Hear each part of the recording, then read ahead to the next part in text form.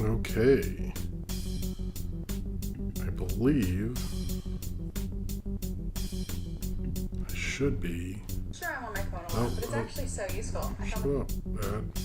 Believe. Am I live? Hold on. Oh, I heard this song. Don't forget to send out thank you, Cornbread. It's been a night, so I appreciate it. I appreciate it. Wait, where? Oh, a little frazzle. I'm going to play this song again just because I want to. Just because I want to, as I'm talking and saying hello. Let me say hello to, I see William Ellman, Cornbread, Dylan Butler, Nattenbox 64, Classic Cameron, okay, tweet is sent. Sorry, Ramsey the Artist, K-Master, Cornbread, Sinram, Caden Hadishai. I think I saw Austin earlier, if I didn't shout out to him. I think I said Nathaniel Fogo, Jordan Salafalo, Javier Partello, Sir Maximus Hardwood. Oh, thank you. I'm glad I'm helping out graveyard shift workers. That sucks. Never forget after last season. What? I'm confused. What? Anyway. All right. Sorry, need some water. Hey, first movement where I work full time. Oh, great. Closing key orders for the show. All right. Let me switch to say hello. How's it going, everybody? How's it going? Whoa, sorry about that. Let me move the mic. Okay. Hello, everyone. It has been 2 weeks since our last show. A lot of nonsense. Hello, Purple Goop. Hello, Chan Talks More Movies. Hey, okay. First off, Bloxy, I gotta thank you because of all the monetization stuff. I was actually about to say, could someone just do me a favor and make sure the super chats work? Anyway, first off, here's the ghost right here. Oh, okay. Good for Seagull over Cargo. I can't believe Digital Circus didn't have Paul Blart. You know what? If you watch my review, I do say that the first letter of each sentence in the second minute does spell out Paul Blart. Nobody noticed that except you, Bloxy. I appreciate that you did notice that, obviously. That's what you're referring to. Cheers to you, Bloxy. And thank you. Oh, and this is the Ghost Cherry Limeade. I just got it. I actually got it 2 weeks ago. It's actually should be pretty cold. Should be. Yes. It's been a week. Where do I start even? I don't even know. Wow. Okay. I guess I'll start the monetization drama, I will say. That was not fun. Especially because, if you make stuff and you try to make some sort of money on it, and you hope one day you can make more money on it so you could just do that thing, but still making some money on it and being able to pay for things with it. And so basically I do need to fully explain why I was sort of freaked out, and almost the announcement would have been a lot more panicked, and it sort of sent all my shit into a different orbit. So that's why the throwback was on Sunday. And so basically my contract with Frederator, who I'd been with for a very long time, ended. I asked to leave. They did nothing wrong in this. I asked to leave and they let me leave, basically. But you have to do a 30-day thing with YouTube, and I did that, and they were like, cool, whatever. They're sending me whatever money they owe me or whatever, and they're being cool about that, so I don't want to talk shit about them. But then the thing that made me paranoid is, one, when I left, I did sync my AdSense account, and then I had it all set up, and then when they left, YouTube was like, oh, you didn't do that, and you need to re-sign up, and you don't have monetization, basically. And I was freaked out because one of the other things is I'll explain about Frederator. I stayed because I like my manager Marley. He was cool. When they fired him, I was like, I'm done, basically. They could have like said, oh, could you meet with someone else? And I said, but they didn't. They're just like, you can leave, whatever. That company's sort of falling apart. But anyway, no, I was with Frederator from 2016 till about Sunday night, I guess. And I was actually kind of hungover, but I like resubmitted to the partner program. But it occurred to me because I have a copyright strike with, hey Will, how's it going? Because of the Studio, what was it? No Mark or whatever, the Hayao Miyazaki music video, which was like my biggest video ever, but now is not available. And I have disputed this copyright thing, and it might actually get overturned tomorrow. They haven't, Studio Ghibli has not fought my dispute yet, but because of the dispute, I knew I could maybe not get monetization back. But because of how copyright strikes work, if like I lost that dispute, I could have that for 90 days. And if you add 90 days to the potential 30 days of waiting for the partner program, that could have been like next year in my rough math. So it was a little scary. It was a little like, oh my God, how do we do super chats? How do we do all these things? Like I was like generally freaking the fuck out about that. And I wrote out a plan and I was like, okay, this is what we're going to do. And I'm going to like ask some friends for, the bigger people like, hey, what would you do and stuff. But it was Sunday and with the kids. So I was like, I wrote out my plan. I'll bother people on Monday. And then YouTube was like, no, you're back in. So it was, but it's also because if anyone tells me something, I always think like, okay, it's going to be the worst. But I also like to know the worst and be prepared. But it was like stressful because, the potential of it getting really bad was there, but it didn't. So congrats to YouTube. No ill will to Frederator or anything. I don't think they didn't give me a copyright strike, and they didn't, kick me out when I had one or anything like that. It's sort of just a bunch of shit happened at once. I was aware that this could have been resolved in a week, but I was also like, this could be really bad, and I should figure out how to prevent. The most I did was make a Ko-fi account, which I didn't want to post because, like, I see so many people posting, like, I can't afford my rent, and I didn't want to be like, I don't know. I felt silly about it, but it was stressful, and now we're back and we're good, and I appreciate anyone who gives a super chat tonight, but it was still scary. It was like, how am I going to do this? Should I change models? It was like all these things going through my head in those sort of 30 hours. But by the time I was going to work, it came back and I turned it back on. And I have to some of the ads on some things are a little wonky and I'm sort of going through them. So it's sort of a process that I knew there'd be some monetization things, but it was way worse than anything I looked up told me it would be. Because most people are like, oh, it's all the tab is off on your videos, and the tab was off for all of it basically for 30 days.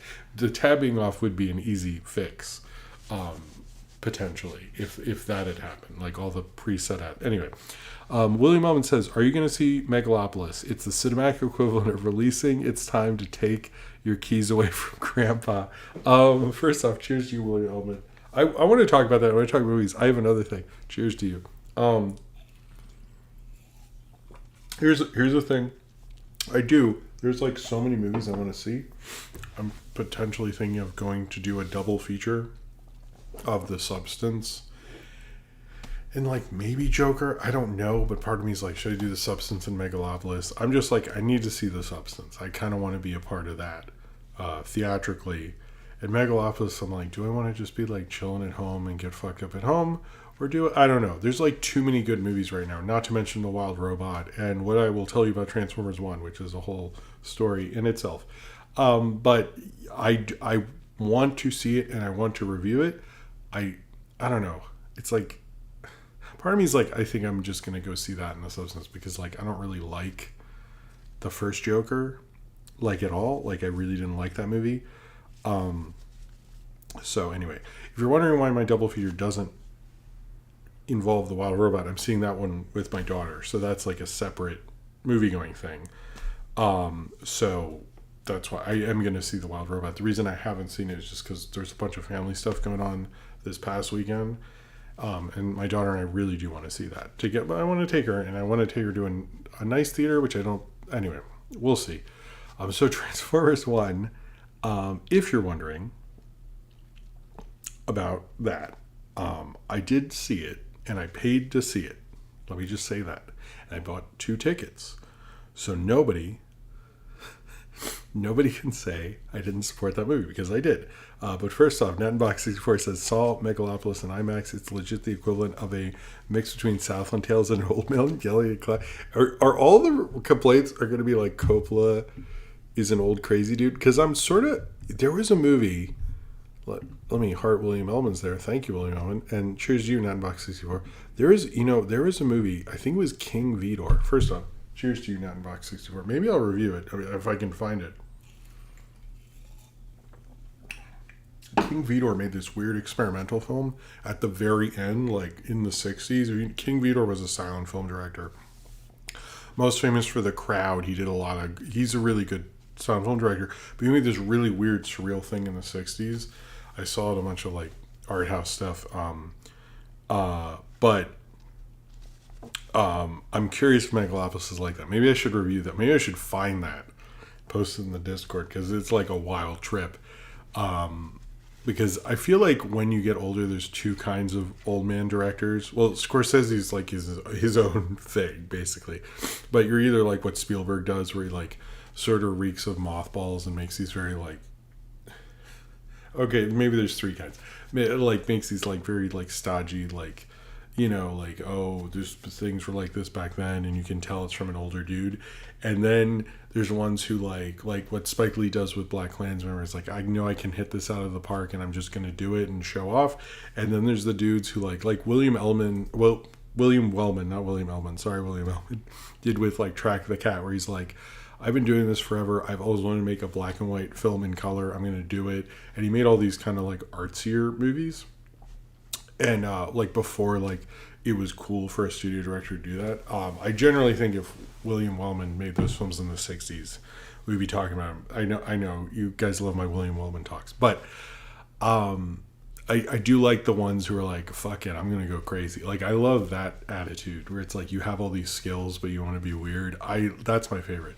Don't review Megalopolis. Go see Transformers 1. It's deeper and better. Okay, let me get back to Transformers 1 there. Cheers, Austin. Okay, so I took my son to see Transformers 1. The tickets were purchased. Those were in the box office, so I helped, by the way. And we were doing good. The preview thing was very long because it's like 25 fucking minutes now because of Regal. I'm gonna give you another because I need energy because it's late. And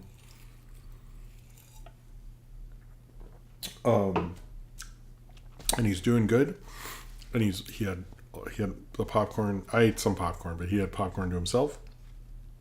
Yes, George Miller. George Miller is the half crazy, half. But anyway. Half crazy, half Spike Lee camp.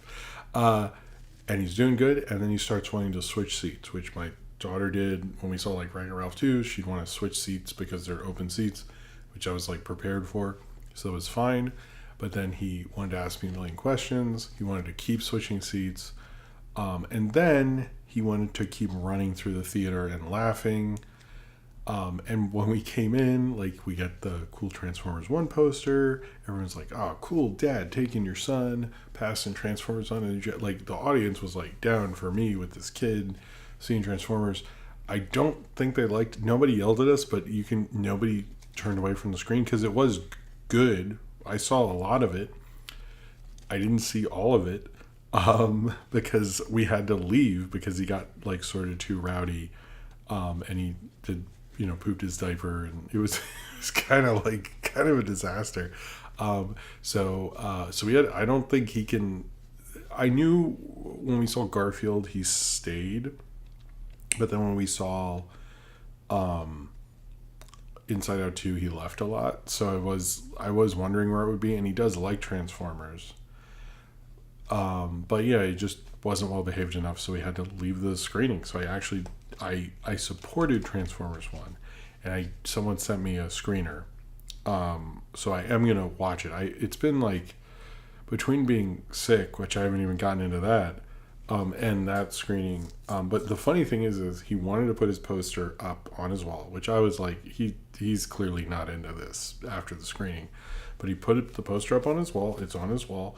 And then Sunday morning, like, we watched the Transformers new show on Paramount Plus, and him and the kids watched like 3 of them, and he's continued to watch it. So he's actually more into Transformers than he was before he saw this movie. He just didn't watch the movie. So if everyone who saw that was like, oh, this kid, I hope this kid gets into Transformers, that succeeded. So I get, in a way, it was a success for the Transformers brand. But I do want to watch it because I was like, this is really good, actually. Like, I actually really liked what I saw, but I cannot review it in good conscience because I don't know how it ended. Like, it was sort of towards the end of the battle, and right before the battle and everything was going on, he was like, running back and forth, and I had to be like, you don't do this in the movies and stuff. And since then, subsequently, I don't know, my daughter's put on Garfield the movie to like calm him down a few times, because everyone knows like little kids will just sit there for Garfield the movie. So Garfield the movie is the magical little kids movie, whereas I guess the thing is, like, kids do not like when people just sit there and talk. That is like the worst thing in the world. So I think that might have been it, but I liked it. I need to actually see it. I don't think it's fair if I give it a good or bad review if you don't see the whole movie. So particularly in that, it was like hard to subsequently. Thank you, Conrad. But I don't know. I was a little embarrassed. I was a little let down. But he's a crazy 3-year-old, so it's gonna happen. And when he's older, we can try to rewatch it.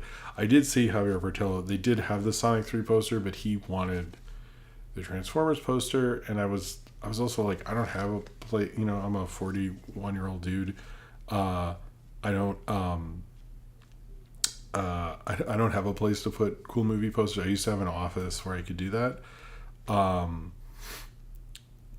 And if I did, I would have gotten the Sonic 3 poster. I wish I did. I like having just a shit ton of posters up. I don't see why people, I don't know. I like the frames to a point, but sometimes I like the kind of throw up of a wall of a ton of shit too. So I don't know.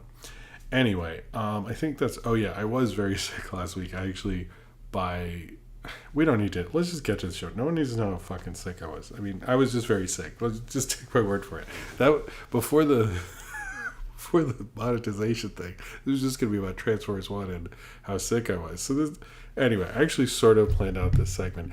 Let's move on. All right, before we start,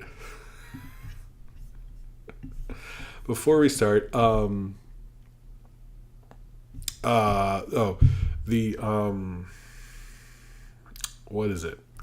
The throwback was The Croods, which was for, man, I do not know what's going on tonight. The throwback was for The Croods because of Chris Sanders, I believe. Sorry if it's been a weird, crazy day. I don't want to get into it. I actually scraped my arm, sort of. It's like weird day. But I put The Croods up because that was sort of his last big thing, although I didn't see... I did not see the White Fang thing he did, but it was his last big animated, or first, I don't think he did The Croods 2, I forget. Yeah, so I posted that, and then the next community post, which got moved around a bunch because of the whole, I wanted to let people know about the monetization thing. I wanted to bring it up. I more wanted to bring it up because if ads are weird, particularly on the streams. Sometimes I know YouTube will put up like an ad every 5 minutes or something, and I wanted you to know that wasn't me. So the recess therapy my daughter Sophie was in will be tomorrow with Alana Glazer. That's really great. And then on Friday, the actual throwback will be The Judge. Remember The Judge? It's been 10 years since The Judge. I figured since it was such a pizza party meme, and we're actually coming up on 10 years of that first pizza party, I need to figure out that post or something. But the 10 years since the release of The Judge, a movie, I went to the bathroom during 3 times because I drank too much coffee that day. But, and a dude looked at me and was like, why are you going to the bathroom so much? But I will say, I was in the seat next to the door, so he can shut the fuck up. Anyway, yes, the Judge is there, as well as I'm going to be, for spooky season, I'm going to be doing throwbacks to various horror movies, because a lot of horror movies, major horror movies, are having anniversaries this year. And one on Saturday is The Hands of Orlok, which is turning 100 this year. It's a silent film. That's the first of those. So if you see extra throwbacks this month, it's for Halloween. I don't know if I'll do that on the regular with the Saturday bonus throwback. So if you're annoyed by it, it's just for this month. But yeah. All right. Is that everything? Oh, and I want to have the segment tonight, the Simpsons season finale will probably be one of the 2 videos after this, between Thursday and the weekend, as well as Beetlejuice will finally come out with all the bad audio and everything. But I'm like, let's just finally get that out. So those are my only 2 videos I'm promising. But as well as the music one, that's going to come out on Sunday. So I guess I'm hoping for 3. Let's just hope. I feel like that I can do with everything that's going on. I need to take it slow. Say that. I think that's everything. I hope you like the last Tim Burton one, and that might be the last of the shorts. And then I'll do the actual comp, which there's still a lot of those, to be honest, believe it or not. Anyway, this and everything I do is supported by you, the fans, other than monetization, but that's from you from watching. So that is also from you, to be totally honest. However, yes, this and everything you do is supported by you, the fans, either through your amazing super chats during the show, where I will drink this Ghost Red Bull, not because I like Ghost, just because it's at the grocery store near the checkout line, to be 100% on that one. But I will drink it, and it'll help me be able to pay bills, support the channel. I need to get flyers out to the screening that's happening on October 11th, which I will shout out. I have a thing about that, and I need to bring up the flyer. Okay. It helps me support the show, do amazing things. This computer actually is paid for by super chats and Patreon and stuff like that. It helps me be able to get equipment, promote the show, everything like that. And I very much, if you are financially able to do so, the Patreon has all sorts of cool stuff, like my commentary series, which there's a new one on Sunday, which was for the Super Mario Brothers Journey. So if you ever wanted to know the commentary for that, there's going to be Knock Force commentaries coming up. I actually came up with a new plan, so there will definitely be 2 commentaries for the following months, as well as one of my short films, which is only available on Patreon, which will come out either this month or next month. So all sorts of exclusive stuff there, as well as you get emails when I do stuff, and postcards, and more power in the movie review vote. And if you give enough money, a movie in the movie review vote, and all sorts of cool stuff like that. If you're financially able to do so, if not, just liking and subscribing and telling people to watch and all that stuff very much helps out. And thank you very much for doing so. I am so appreciative of my audience. You guys were like, I know I say it a lot. I know it's like kind of, maybe it's I do it too much, but seriously, during the whole panic of everything, I was like, I do have a pretty cool fan base. So I might post my Ko-fi link later as like if you wanted to do a super chat and you can't during when I do premieres and stuff, but I'm gonna set that up later. I don't too much going on in life. But anyway, thank you very much, who does so. Thank you for watching. Thank you for subscribing. I very much appreciate it. As well as a pretty cool thing is my Discord, where everyone who's in the chat now, you can come and see and hang out with and talk to. It's there all the time. They do cool things like questions. They do the Ask Jim channel, which I need to go through. They do the licensed playing card channel, which I finally post the Cyberpunk cards in. They do a movie watch every fucking week. Every week. I don't know what it is this week. And it's a great, amazing community run very well by Zane Powers and Austin. They do a wonderful job. It's a wonderful community. It's the Discord I'm most active in, and I very much think you should be on it if you would like to. And I also tell them what's going to be, ask them what I should talk about in movie crap and all that stuff. And also I have Patreon, Discord, or no, I just said that. I just said both of those. Why did I do that again? I'm sorry. Facebook, Twitter, which I'm most active on, Tumblr, TikTok, Instagram, all those wonderful things. And as well, and I should have mentioned this, I have a screening in Baltimore where my film Phone Bugging will be playing, and I will have flyers, and I'll actually say thank you for coming on the back of them. You can only get those cool flyers, which I really need to do tomorrow, to be frankly. It's going to be at Normals in Baltimore. It's happening on October 11th at 7:30, $10 at the door, and we'll have my film, Phone Bugging, as well as a film from Matt Berry, Jake Binstock, Julia Cook, Cullen Gallagher, Brooke Hendrickson, who's Matt's wife, who shot all her stuff, so if you like Matt's stuff, as well as Nikki Otis Smith. I highly and live music by Nikki Otis Smith. Sorry. It's going to have, it says, a night of experimental film, music, and animation. So go check that out if you are in Baltimore, and tell me if you got to go. I kind of keep thinking I should just jump on a bus because I really would like to do that, but I don't think I am. Anyway, we should really get into it. I'm sorry it's so late. The show will probably end at 12:45, if not longer, because I have a lot to talk about. So this is obviously a big story, and I think when it hit today, we all expected it. Well, we'd heard about this before, but hearing that Will Smith's farts are so bad that they had to clear out the set of the original Men in Black for 3 hours is something I was, I'd heard the rumors, but I never thought it was that bad, and really, it. Finding that confirmation that Will Smith's farts are legendarily horrible is one of, I think, the one of the biggest stories of the year, clearly. Now, I do know a bunch of reporters brought up that he would always talk about it. I remember he did bring up how he used to talk about like wipes, that he loved like baby wipes all the time in the late 90s. People were like, that's weird. And then learning like he had like next level farts is like kind of funny. And I saw a bunch of reporters like, he used to bring up that like a lot. So, is it a little buggy? I feel like it is. Anyway,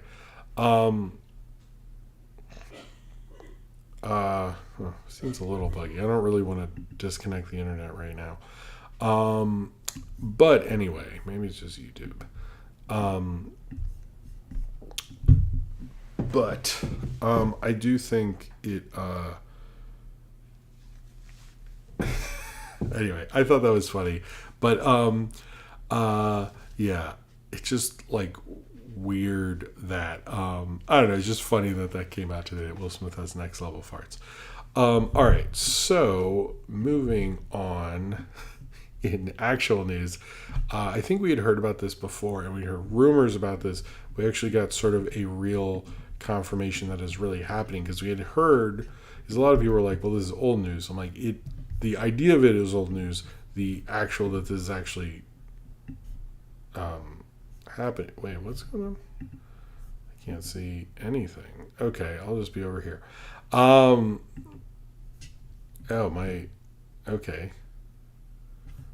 Okay, we're back. I'm gone? He's gone? Did I disappear? I don't think I did. You're watching Creepshow on Saturday. Okay. It's not receiving as much. Okay, that's weird. Huh. Okay, that is strange.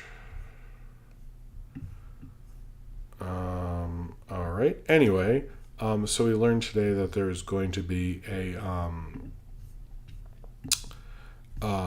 Rugrats live action movie, and that is going to be a CGI hybrid where the babies are CG, but the parents, I guess, are not. Am I correct on that?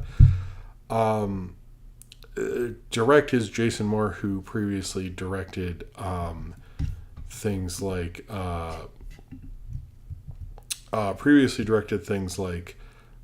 Pitch Perfect, and apparently The Sisters, and Shotgun Wedding, and all sorts of stuff like that. But the thing is this sounds like generally literally horrible. But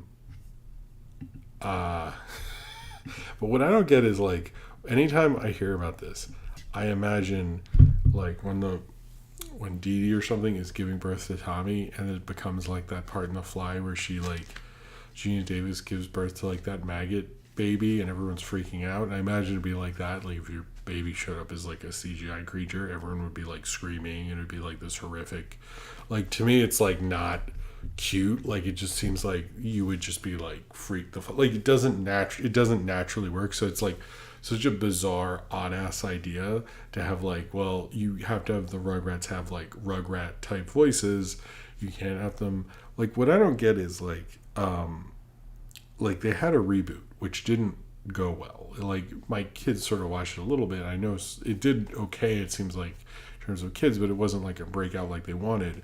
But to me, it's like I get the Rugrats was a huge franchise for a long time, and it feels like they always, since all grown up, they've wanted to like keep the franchise going. But it's sort of like not like, I don't know. Someone did message me and told me Paul Germain was originally involved in the reboot because he's sort of what made the original run really great, or one of the reasons in my mind as well. And then they didn't, it sort of fell apart. And I was like, if you could get him back and keep it more like that, I think it could work. But like, to me, it's like what worked about that show originally was the weird off animation. And when they made like sort of normalized it, I don't think it works as well. I think the humor sort of dips as well. So it's like part of what makes that interesting is the animation. And I sort of can get like, like the Smurfs, like the animation's okay, but it's not like that different. But supposedly Classy Shupo do stand for it because they're producers. So, or at least I guess their kid who runs the studio, or at least Classy's, is he Shupo's kid? I just don't think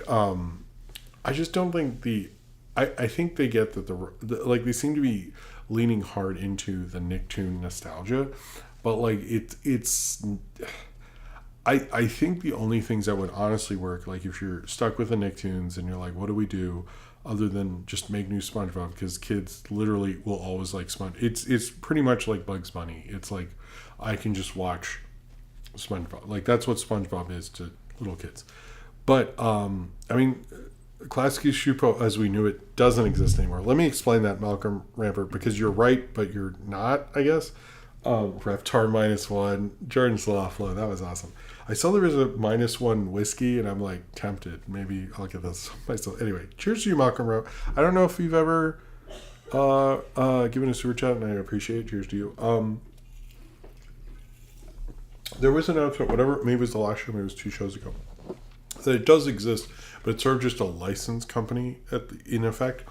I don't know if they're really they might be developing things, but it's sort of like what a lot of these companies become, which is just like we own the IP and we send out the license for merchandise and stuff. So like, does it exist in the same way? Fuck no. But does it exist technically? It's sort of like in office somewhere, and they answer the emails, and I'm sure they're there like 4 days a week. Like it's so like, yeah, it's sort of like, does MTV exist?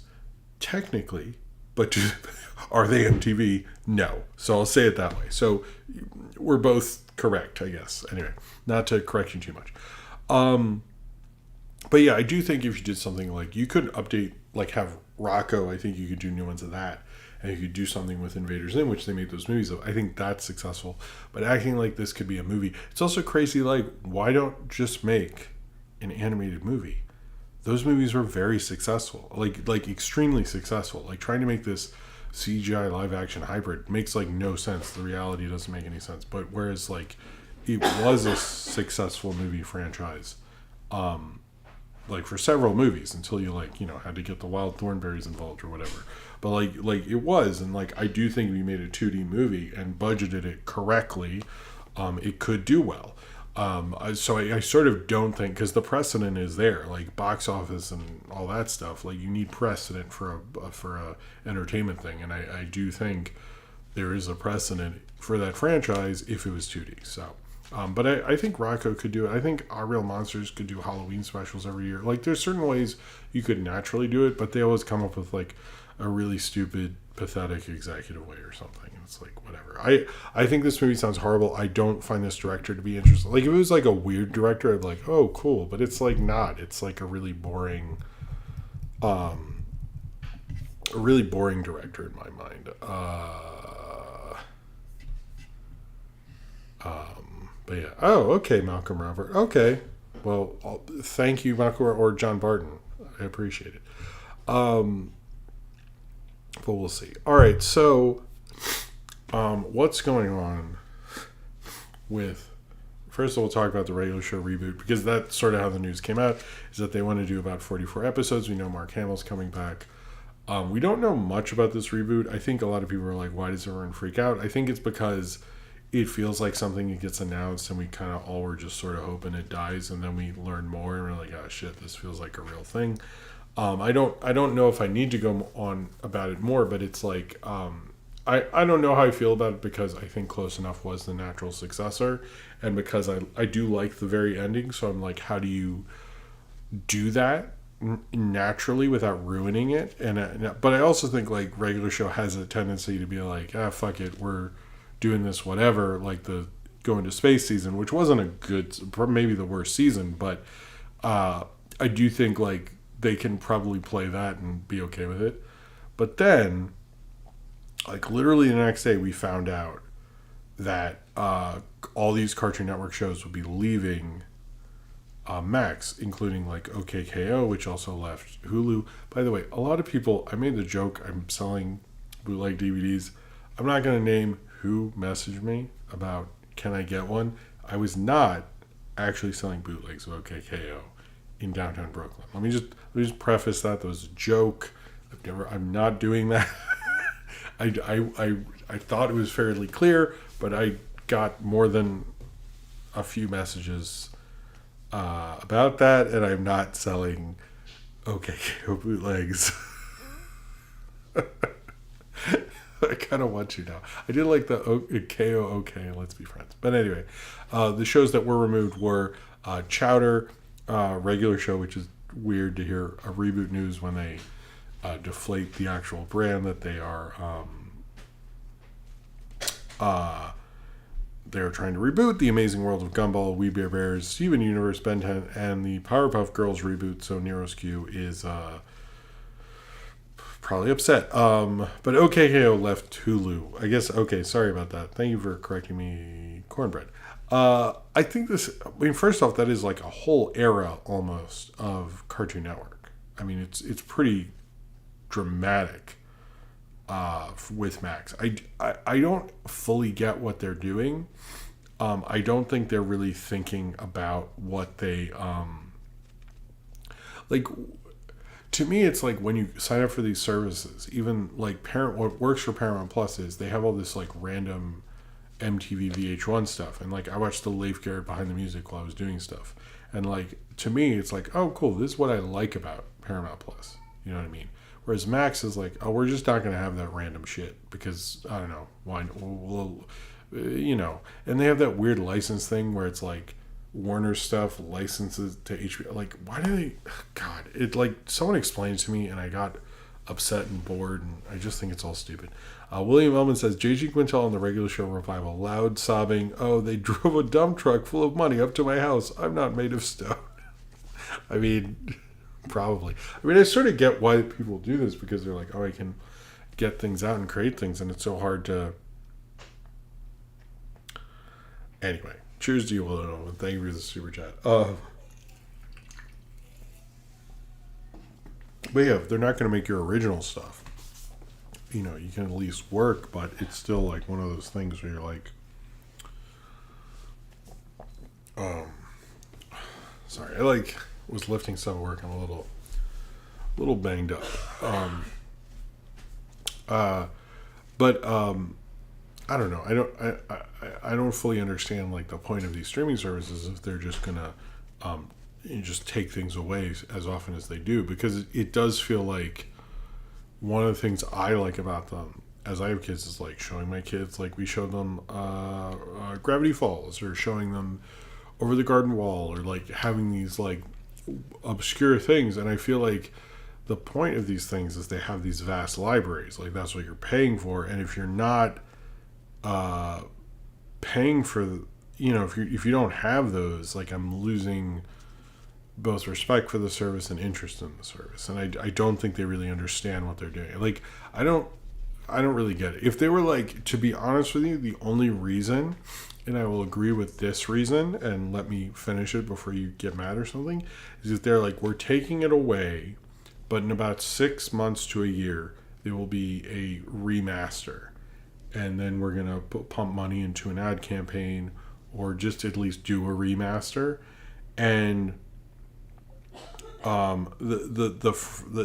it to me, it's just like, if you're not going to do that, then like, what are you doing? You know what I mean? Or if like we want to do a remaster for a reboot, so we're just like taking it away so people will miss it a little. Like if there's something like that, I'd agree with it, but they're never doing that. So, oh, cool, Alex G-Raf. I hope you get to watch TV Glow. Anyway, let's move on. I know there's like a lot of stuff on there. The Disney shakeup, because I think there's been a lot of confusion about that, and I want to explain that correctly, because it seems like I've seen it sort of misreported, and I wanted to bring that up. So Jennifer Lee, who was before the chief creative officer of Disney Animation, the first female to do so, as when it was John Lasseter was the chief creepy officer. When he was kind of running all of animation for Disney, then when he left, they broke it up, and Pete Docter got Pixar and Jennifer Lee got Disney, which made sense. She was kind of a leading animation director and stuff like that. I think her kind of reign, or what's it called? Tenure, I guess, was more known for like people realizing the mistakes of the past. You look at, everything from Frozen 2 to Encanto to Strange World. It's like recognize the mistakes of the past and how society is set up, and how to recorrect that and make a new society for the future, which I know she did a lot. However, she has decided to leave, or step down, I guess, to refocus on filmmaking for Frozen 3 and Frozen 4, and Jared Bush, who actually won an Academy Award for Encanto as one of the writers, he won for Encanto to direct, and then he's a writer and producer on Moana 2, or an executive producer, sorry. So there's sort of like this weird thing I notice, and there's sort of a division, and one of the, if you're ever like, why does Jim talk to these kind of douchey, or not, I don't know them, sorry, read these kind of douchey industry reporters, and I noticed a lot of people who were not those were like, oh, it sounds like a step down, like she failed basically, and all the industry people were like, no, she didn't, she's probably going to make like more money, and she's probably more valuable to the company directing Frozen sequels than she is, running all of the studio. And a few people also noted, and no one seems to actually be able to back that up, that most likely because she has directed 2 hugely successful billion-dollar movies, and both of which make tons of merchandise money, that she most likely probably has a pretty good agent as well. So she'll probably actually make more money doing these 2 movies than she would have being the chief creative officer, especially if she'll probably get a back-end thing and all that stuff. And I'm sure if Disney wanted her to move, it was more about that. In a sense, it's like the idea of presentation versus actual monetary value, and I think her monetary value was actually worth more to Disney directing Frozen sequels than it would be, spearheading the studio who makes, Wish and Strange World and stuff. Clearly that didn't really work out. I'm not blaming her, but it's like, I'm sure they looked at like, it worked in some ways. There's a lot of ways it didn't. Her time would best be focused on actual Frozen things. I don't think it's actually her failure. Because I think like some of those could have been some of them development had started before she got there and all that. I honestly think it's like this will work out more for her than anyone. This is going to work out for her. Basically, she will make more money. She will get to be more creative. It's actually sort of a step up in terms of like, because if you're leaving that, I'm sure part of the negotiation, it wasn't like Disney was like, you do this now. I'm sure she has much more negotiation power. If they're like, we need you to do Frozen 3 and 4, because Frozen is maybe the only real animation franchise run by an auteur going into 3 and 4 in terms of American animation. I can't think of like, I mean, the Despicable Me ones, I guess. Pixar kind of switches around. I know Andrew Stanton comes back for Finding Dory, but it doesn't seem like they're going to be one of those. But Brad Bird will come back for Incredibles 3. But if we get to 4 Frozens, I think that's more done by the same person. It didn't say much about the original guy, but I do think like part of it is probably like some of that didn't work out, but the other part of it is probably like they can't lose her, and she's too, like, to me it's like she didn't really fail. It's more that she is really successful in this one thing and they reprioritized and stuff like that. That's to me what happened. I don't agree that it was a failure or she stepped down or a saving face thing. I think it was just like Disney Animation wasn't Disney Animation to them, like, they need to figure out their shit anyway, and having her kind of like lead this sinking ship was not the greatest idea. So I think it's like they don't want to lose a major director developing movies that are not selling merch when they could be making billions of dollars if she succeeds in making another decent Frozen sequel. You know what I mean? So I'm sure in Iger's mind that's financially it's much better for the studio, it's much better for her, it's actually probably much better for Disney Animation. So it in my mind, saying like, is it a step down, it's sort of like a step adjacent is the probably more accurate description. So if I saw a lot of tweets saying, oh well, she failed and stuff, like I don't know, it's like, to me, like, the studio is, she probably could have brought in more creative forces, and there's probably, if a movie is a hit, like they have an original thing in the next 2 years, she helped develop that. So I don't know, I think we'll see what the deal is ultimately. But I do think, like, part of it is, like, that studio, it has to go through a lot of different sources to get to,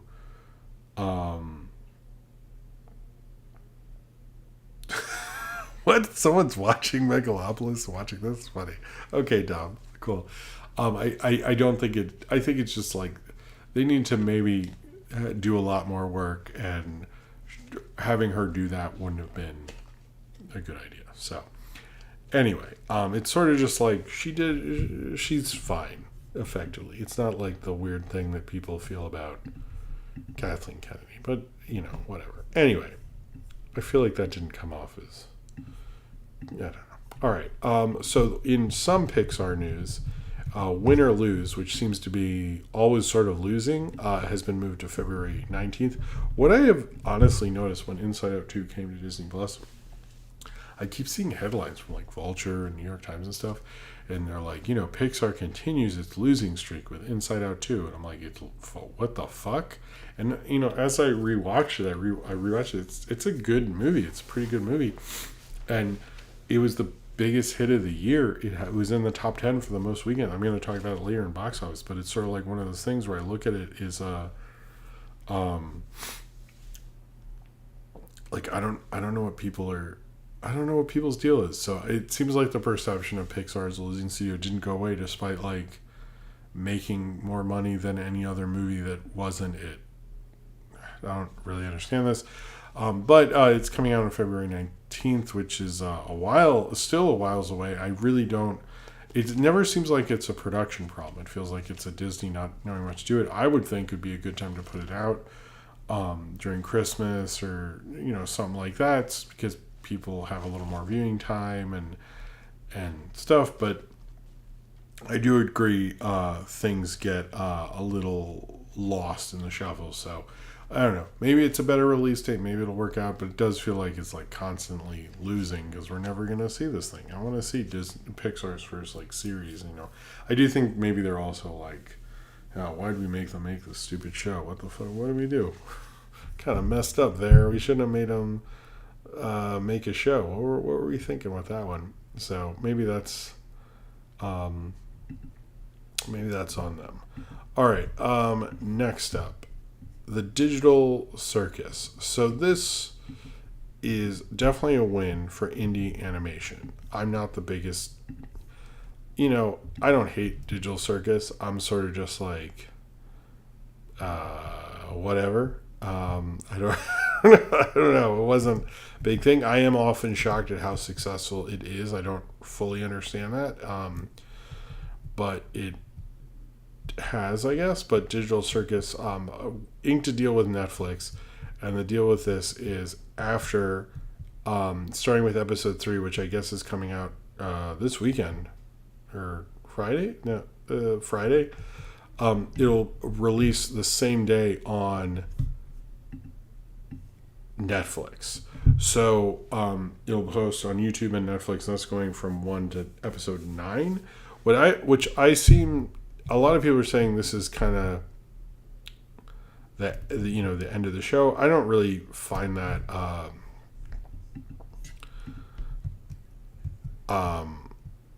don't know. People are like, could that be the end of it? I'm like, they don't come out soon enough that by episode 9, I mean, maybe they need more funding and stuff, but by episode 9, I feel like, was that 2026 or something? Like, not to be a jerk, but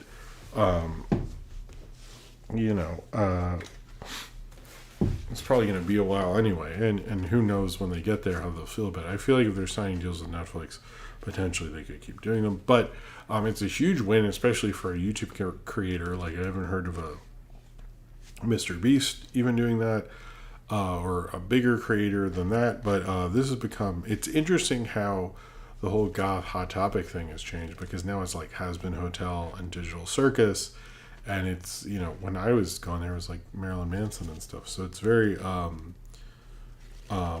but I was surprised, like, when I walked by the Spirit Halloween near me, they had a Digital Circus picture on the outside. Like, that's a thing people would recognize. I was like, I guess it is that popular. I see people wearing shirts on the subway and stuff, so it's like definitely, but I am proud of it as a independent animation thing. Like, I think it's really cool that it's making deals and it's like continuing to succeed.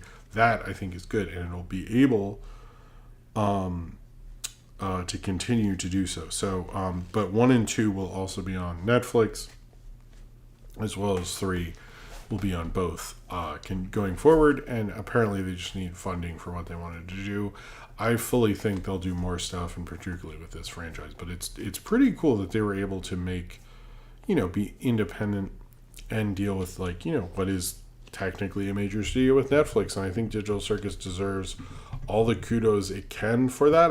I seriously do believe that that's a good thing for everyone. Like, if you like animation, you see what's going on, like, that's a win. We should be talking about that, that this is a fucking win. I do think that, that's pretty cool. So good for them. But we'll see. I mean, I know people have had things on Amazon and stuff, but to me, it's like, for Amazon, sort of a bit of a mess. I feel like people don't search through things, and I feel like Netflix is something people go through, and there's a lot of people who don't watch YouTube, now, even though YouTube is a bigger streaming service than Netflix, technically. I know Netflix has always been worried about it, so I do think this is going to help in that regard. Cocomelon. I guess Cocomelon. You know what? I'm glad it's not Cocomelon, because that shit is horrible.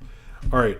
So I don't know much about this Chucky show, but the Chucky show, the TV show of Child's Play, or Chucky, was canceled by Sci-Fi and USA after 3 seasons, kind of upsetting everybody. The thing with this is,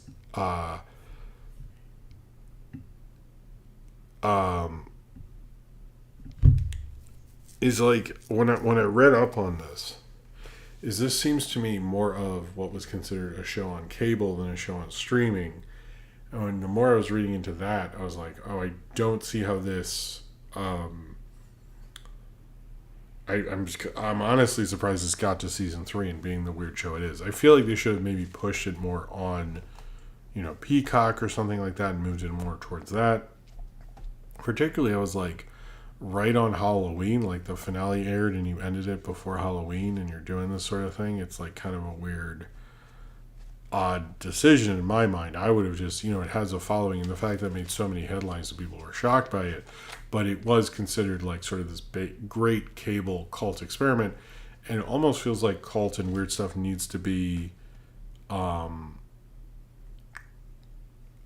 streaming, basically. Like, it's not going to work on cable or local TV as much. You need to have a streaming element, and the fact that they couldn't, I find it odd that Universal couldn't figure it out.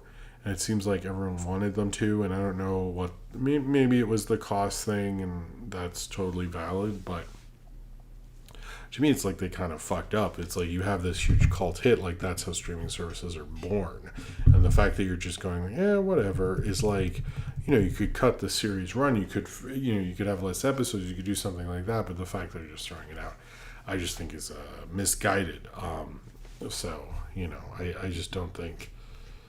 I would have just moved it to streaming and not have it be the cable thing. I just, because they consider it more of a cable thing than a streaming thing. And I think in that case, then move it to streaming or cut the episode order or something, which apparently they sort of try to do with season 3, which I don't know much about the show. So,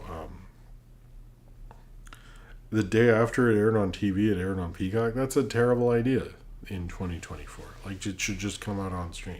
This should have been a streaming show. I think, I don't understand what's going on at Universal. It seems kind of a mess. So, all right. So this was kind of an article for Variety that everybody reacted to because it is. I'm gonna. Let me drink some of this because it's been a long day and let's make it through the show. I know there wasn't a super chat, but I was feeling I didn't want to do a big yawn. All right. This was kind of a bigger thing, particularly because of the things they're trying to do in theaters, but how theaters are spending a lot of money, both to refurbish everything, make the screens better, which I honestly don't understand why that was never a priority before now, as well as doing things inside the theaters to get people more excited to be there. Including like zip lines seem to be a big thing. Pickleball, which is like, I don't know, anything involving sport or competition doesn't interest me. So I guess if people want that, whatever, I don't fucking care. But like, it's like, anytime people are like, it's a competition, I'm like, count me out. I'm not competitive. So just good luck over there. I'll just stare at the wall. It's more interesting to me. But they're trying to do more things, get people excited, more things to do in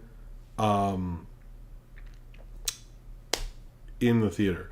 What I will say when I took my son to Transformers 1 is we were there a little early because the subways actually work, so I overcompensated a bit.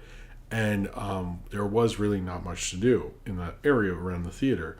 And it was sort of stunk because had there been like kind of more activities around there, I was thinking that would help the experience. Like he would have had something to do, wouldn't just go in the theater too early, and then they play tons of fucking commercials, which I think is like, part of it is like, you guys sort of like need to ease up on the like 25 minutes. Like they made the trailer thing even longer, by the way. I think they need to cut that out.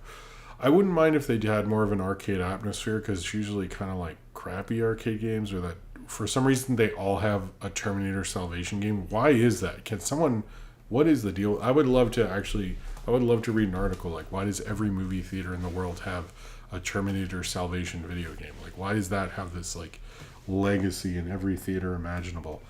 But I think it is good for theaters. I think the problem with theaters presently is it's like they all want to be Alamo Drafthouse and they all want to have a bar, but like when I'm there with a little kid, what am I supposed to do with the little kid? And it'd be cool if they had an activity area or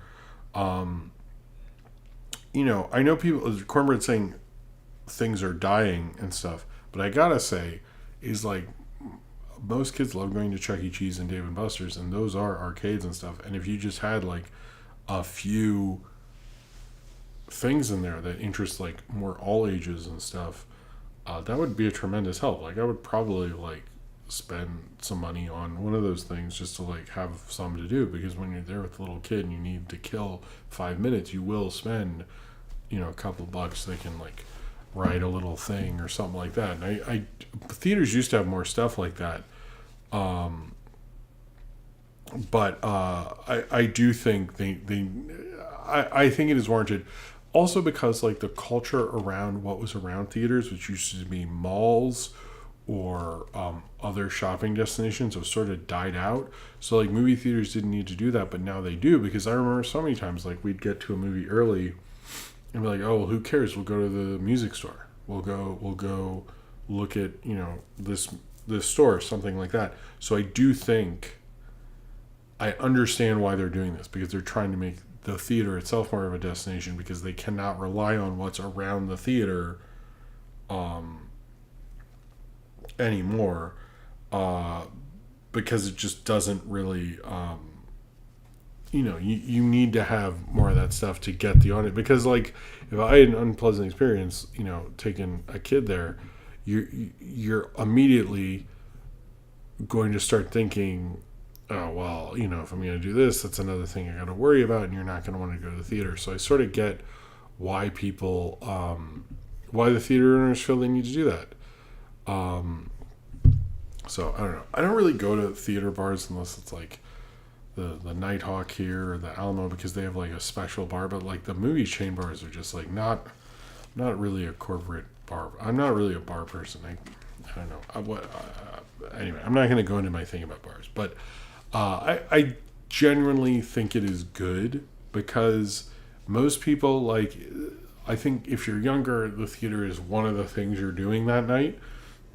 You're going to dinner and a movie, and you're just like going at the time and then leaving or whatever. But like specifically, like when I'm going there with kids and there's not a bunch of cool theater things to look at there, which not every theater has, some in New York do, some don't, you need to have something to do, because then the kids are also going to be like, oh, and we can also go in the ball pit or do this or do, it like helps the experience. And like much like when there were malls and movie theaters, you could be like, oh, I'll wait for the 3:00 and it's 1:30. I'll just go do this. I wanted to look at Hot Topic. I wanted to do this. And without the Hot Topic, you're like, oh, I'm just fucking bored. This sucks. And like, it helps the experience. So I'm not against it. I think it's good. But in my mind, like, make the theater really good. And that I think helps. It's particularly like, I will say the reclining seats does help people want to go to the movies with me. So, all right. So Zach Krieger, I'm going to talk about trailers later, and maybe there's a bunch. Sorry, I should probably. Why are you okay? I'm lighting at my computer. I might just switch to box office at some point. But Zach Krieger, we had two things. There's a rumor he was going to do a Clue movie. That has not happened. A lot of people thought because of comedy, because of what he did with What Is Kids You Know, which I think is getting a DVD release or Blu-ray release from Shot Factory. And I'm seeing a lot of Trevor Moore stuff, particularly with the Diddy thing, and that's cool. I'm glad for him, because he was definitely Mr. Cool Guy at my college, so I'm kind of like happy that Mr. Cool Guy gets to continue being Mr. Cool Guy. But I know that's not everyone else's perspective, but I'm the one saying it, so whatever. But Zach Krieger was rumored to doing a Clue movie. There's more rumors, and I will say I've noticed more industry people talking about it, of him doing a Resident Evil is just sort of sitting there, and a lot of people have suggested him doing a Resident Evil reboot, particularly with New Line and the other studios and stuff like that. We'll see if that happens, but it seems like franchises, after he's doing Weapons, which I think is coming out this January or something like that, I forget. It does seem like there's going to be a lot of people are speculating he will take on a franchise.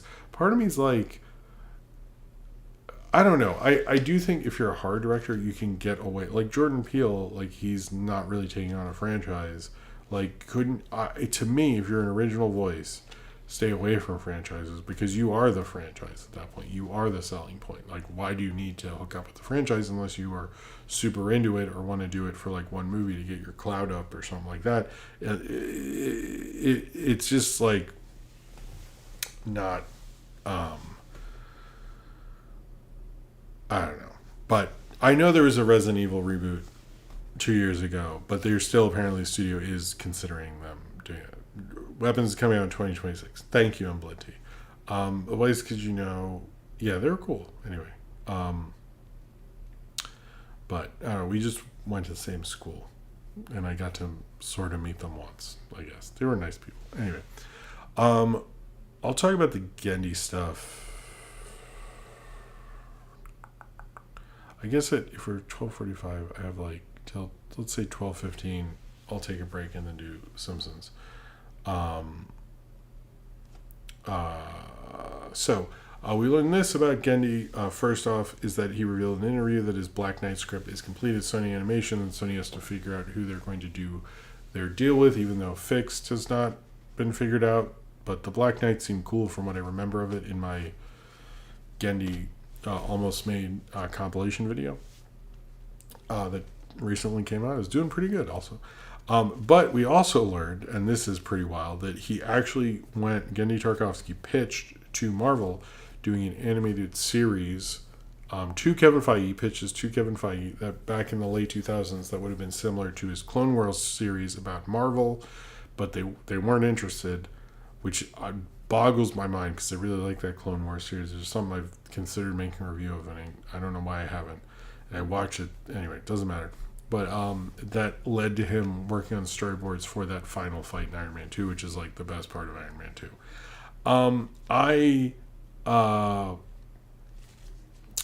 I think this sucks.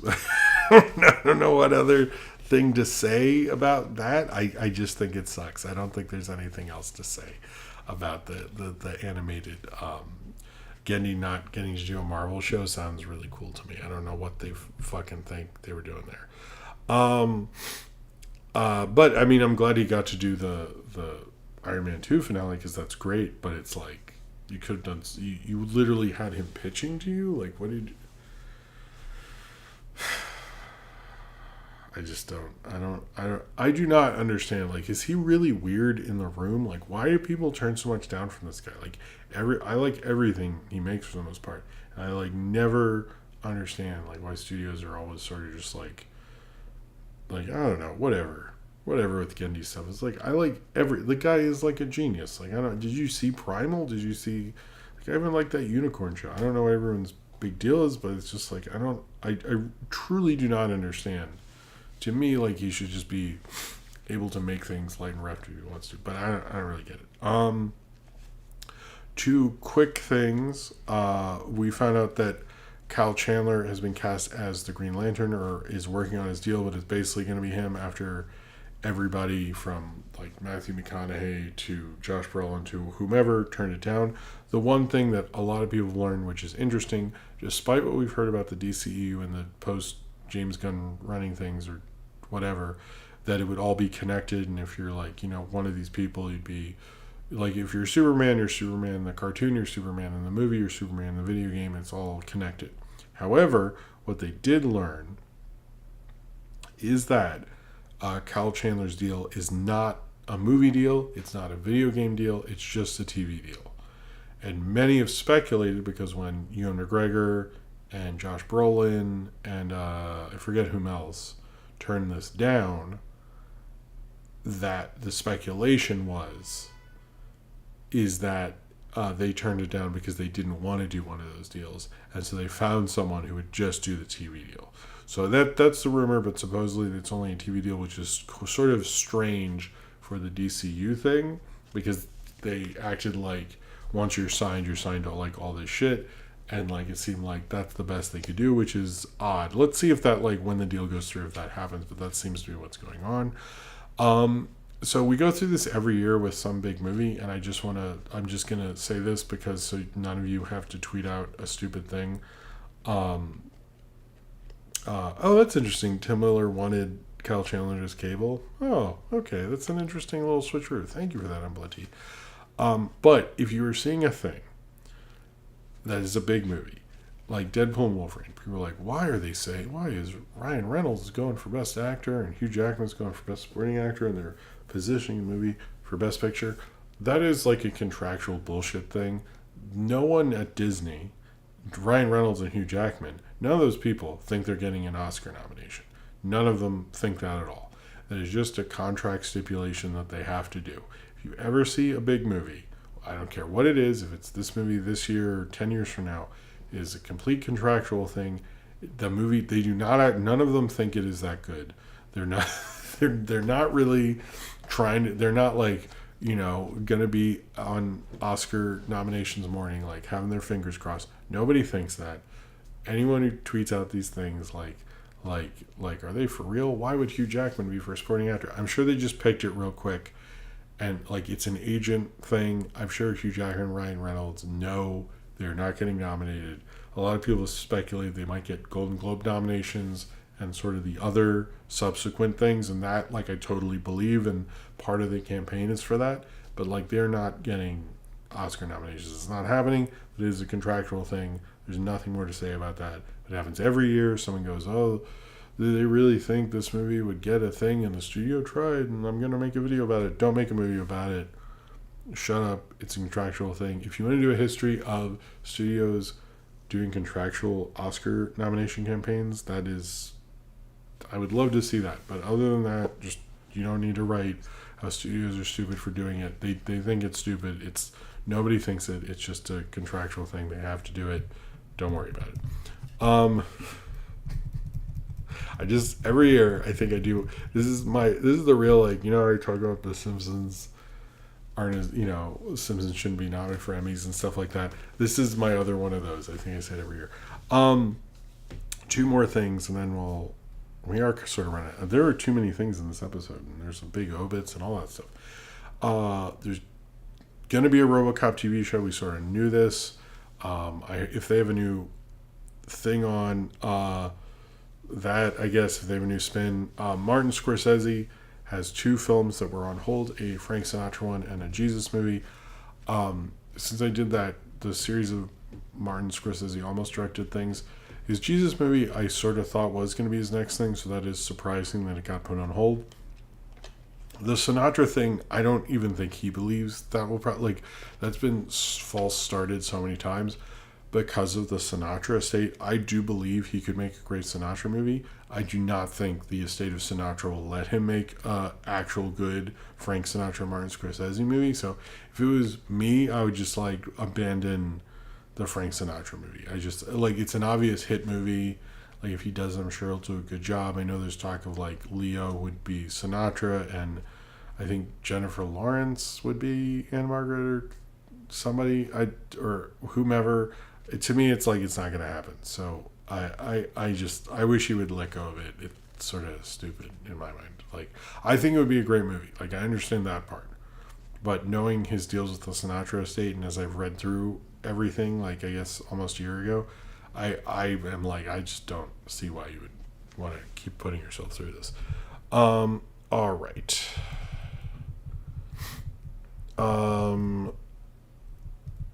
Let me go through trailers.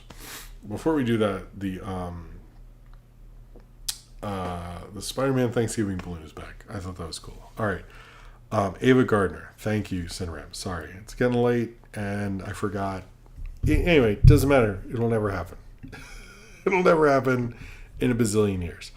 I think seriously, I do think a Sinatra Scorsese directed Sinatra biopic sounds like a great movie. It's just that estate needs to chill, and I think I made the joke, the Jesus' estate is easier to deal with than Sinatra's, which I do think is true. I also am you've made your Jesus movie. I'm a little confused on what would be accomplished by making another one. I don't know. I'm also cool with if Scorsese just wants to make documentaries, I think that'd be fine. So all right, trailers. We got Better Man, which is the trailer for this Robbie Williams biopic, which honestly looks actually interesting. I like that a couple people have said that like we've come to music biopics where like everyone wants to do something different because it's sort of it's like a really boring genre, to be totally honest with you. Like other than the Elton John one, most of them are pretty horrible. Martin Scorsese Frank Sinatra film is going to come out the same time as the Ramones movie. Very true. I wouldn't. He should do the Ramones movie. That would be cool. Anyway, cheers to you, William. I mean, I guess there is Rock and Roll High School, but cheers to you.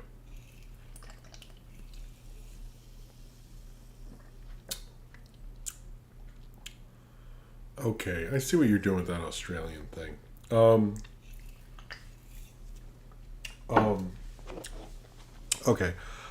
Yeah, the Robbie Williams where he's basically played by like the character of Robbie Williams is a monkey in the whole movie, and I was like, that actually looks interesting. Like, I wouldn't mind if people just like when musicians used to make movies before boring biopics, it would be like these weird movies, and you're like they didn't always work and stuff like that.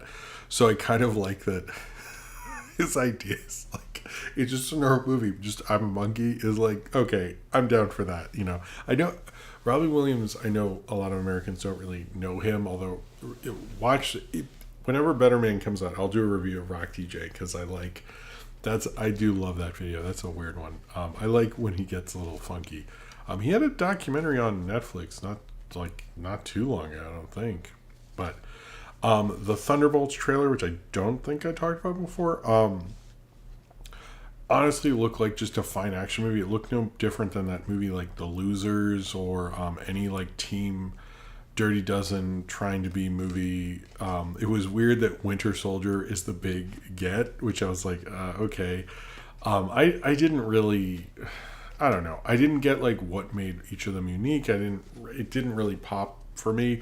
I get that the MCU or whatever is going to try to do different stuff, but like to me, like you can make like a smaller movie, but you didn't make me want to see that smaller movie.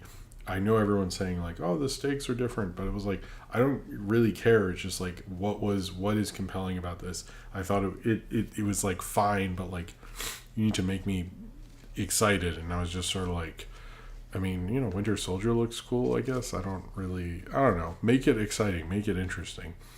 A sort of one that keeps getting forgotten about is the trailer for The Blitz, which is about the Blitz in England, starring Saoirse Ronan, directed by Steve McQueen. Actually, I mean, Steve McQueen's a great director. As much as I don't really ever need any more movies ever about World War II. Like, I know there's a lot of stories, but I think we've really overdone that period. Like, we really never need to go back to that ever again. I cannot overemphasize that. However, a Steve McQueen World War II movie about the Blitz seemed very interesting. I believe Saoirse Ronan plays this I guess he's like half black little kid's mother or something like that. I'm not 100% on that, but it looked very compelling. I'd recommend that trailer. I know it's sort of being put out in some theaters for awards contending, but it looked like I was like, when I watched it, I was like, that does seem good though. I'm sick of World War II, but I would see that. The Sinners trailer. This was the big thing, I think, for me, was the new Michael B. Jordan, Ryan Coogler movie. I'm a huge Ryan Coogler fan. I really love him as a director. I like seeing Michael B. Jordan. We don't fully know what it's about, but just getting like him with, I love Tommy Guns as someone who loves, I'm a huge fan of Public Enemy, one of my favorite movies, with James Cagney. I love old 30s gangster things with Tommy Guns, and seeing Michael B. Jordan shooting a Tommy gun at the end was absolutely thrilling for me. More World War III movies. Thank you. Sorry, that's not that funny, but it is funny. Sorry, I'm not. Michael B. looked great in it. The poster was incredible. I like the idea of they come back to the Klan and vampires. I'm curious. So it seems like the Klan are vampires or something. It's interesting because I'm curious how the vampires versus the Bronx versus vampires, how that similar premise, like white people are vampires, I do find that to be an interesting premise, but I'm curious how this, obviously not as funny as The Bronx for Vampires, but I really do, I am curious about that. So turns out someone else was in the theater. I think he just walked out. I'll keep you posted. All right, we had the Mr. Crickets trailer. It's sort of like, I'm not 100% on this one because it's a horror movie about a old 90s kid show, and it like sucks people into the thing. I'm just like, I don't know, whatever. To me, it like didn't really, like, the premise sort of like, so you're telling me somebody left a VHS in one of those free library things, and this normal person has a VCR. I have a VCR, and I'm not a normal person, so I don't know any normal people who got VCR. So there's a little bit of narrative work you got to do there for me, but it seemed kind of fun. And The Companion, and that trailer came out today. I guess Zach Krieger is producing it, and it is sort of about, I'm not sure what it's about, but it seems to be about two people in love who just abuse each other by setting each other on fire and shooting guns at each other. Looks like fun. I don't know. Looks kind of strange. I'm into it. Oh, and the last trailer I want to talk about before I do box office and obits is The Fanatic. I'd never heard of this before, and I think I thought this was interesting. It's called The Catfishing of Tegan and Sarah, and I couldn't tell you one song by Tegan and Sarah. I am aware that they are a musical act, but how this catfish sort of like ruined their lives and was like harassing fans and stuff like that. I found it to be really, like, it kind of surprised me because I'd never heard of this before. It seemed kind of an interesting story. So I don't know. I'm probably going to end up watching this, but it seemed like probably the most craziest catfishing story I've ever heard in my life. So I found it to be pretty cool. So if you even are just aware that there is a Tegan and Sarah, it seems like it could be an interesting movie. I thought it was pretty cool, so I wanted to mention it here. Not the John Travolta movie. I don't think John Travolta's in it. He wasn't in the trailer, but at the end of the trailer, you're like, holy shit. All right, so we're gonna do box office, and then we'll do obits, and then we'll take a break, and then we'll do Simpsons. I have this feeling we will go long tonight. If anyone would like to do a super chat for me to have more energy, I would appreciate it. And I appreciate everyone giving me a super chat tonight. So we're going to talk about the weekend box office. There's actually some pretty cool things to mention, and interesting box office thingies. First off, that The Wild Robot was number one with $35 million. It is actually the second highest grossing original movie. I know it is based on a book, so like original. I actually think because It Ends With Us is considered the highest grossing opening weekend for an original thing, but that's also based on a book. So the actual highest grossing, like, was original idea and made into a movie thing is the movie If, but for some reason I guess it's like we're counting those two. So if you're counting those two movies based on books or whatever that aren't sequels, It Ends With Us is like the first one. This is the second, which is amazing for an original animated movie. But it's still kind of a triumph that DreamWorks through Universal was able to do that. I think I've noticed there wasn't as much. I don't know. I have a lot of questions about the reactions to this, because it seems like Chris Sullivan, we're seeing an over kind of proclaiming of him, but I also thought Dean Deblis, who did the other two, How to Train Your Dragons. What just the fuck? Okay, sorry. What is going on? Okay. Who did the other? He usually gets most of the acclaim, and it feels like now they're doing the opposite. But I get, like, Dean Deblis has gotten acclaim for a number of years, or the more of the acclaim. So I sort of get it, but it's like, it almost feels like no one knows how to give this movie acclaim in a weird way. Like, I've noticed a lot of the box office people I usually listen to didn't have a show or things to say, and I'm sure it's because they were busy, but the timing is something you can. Sometimes I'm like, look, maybe it just happened, but also the timing not great. But I will say this is a success for Chris Meledandri, who's running both studios. that he clearly, like, they did a great job marketing this thing. I thought Lupita Nyong'o did a great job marketing this thing as a voice actress. I think, like, maybe they should reconsider having her in more stuff, because I know she does. She apparently, I don't know, she did a great interview on WTF, but I've seen her, like, proclaiming the animators and, like, doing a lot of great work on talk shows, and, like, almost, I've heard people talk about her on everything she's done for this movie. So I gotta say, like, I think they did a great marketing campaign. I thought they got an animation director who we don't really hear as much acclaim about, who probably deserves it. He is the voice of Stitch. He did also co-direct the first How to Train Your Dragon. So I think that's actually really cool. I think we should be very happy about that. I know everyone wants to talk about the big bomb of the weekend. The other thing, although Beetlejuice is now at $250 million, holy crap, it's probably going to end up being Tim Burton's second highest grossing film, at least in America, outgrossing, not adjusted for inflation, no one needs to write that in the chat, Batman.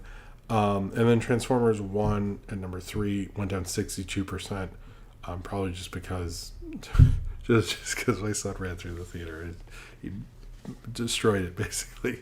But most of them Transformers movies do have a huge drop-off, but usually they have a huge box office first takes. None of this is good for Transformers 1. Some people are saying it's the marketing campaign. I think sort of, but not really. I think it's also it's sort of a harder brand to sell right now, because we've never really had a break from it, and I think that sort of hurts the brand ultimately, because, like, as much you're like, no, we stopped making Michael Bay movies, and then we had Bumblebee, and then we had Rise of the Beasts, and then we had this. So it's like, I've noticed, like, when I bring up to people, I've liked the last I liked part of what I saw Transformers 1.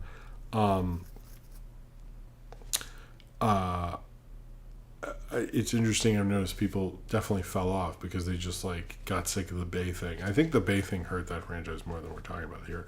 Before I get to Megalopolis, one thing: Deadpool and Wolverine is now tied with Kung Fu Panda 4 and Despicable Me for having 10 weeks in the top 10 of the box office. The one who had the most weeks this year is Inside Out 2 with 11, which Inside Out 2 is actually at number 28, so it's not even close to that. But it is actually interesting that I think Deadpool and Wolverine could end up going to 12 weeks, depending on the other new releases and how well it's holding. But it's still, like, has a good per screen average, like, more so than Speak No Evil, actually, which is in more theaters. So I could see it making 12, but I think it'll definitely hit 11, and tie with Inside Out 2 for having the most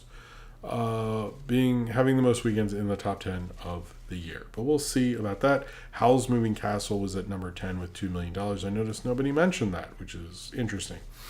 And The Substance is the highest grossing movie from Tubi, or Mubi, not Tubi, sorry, which is pretty cool.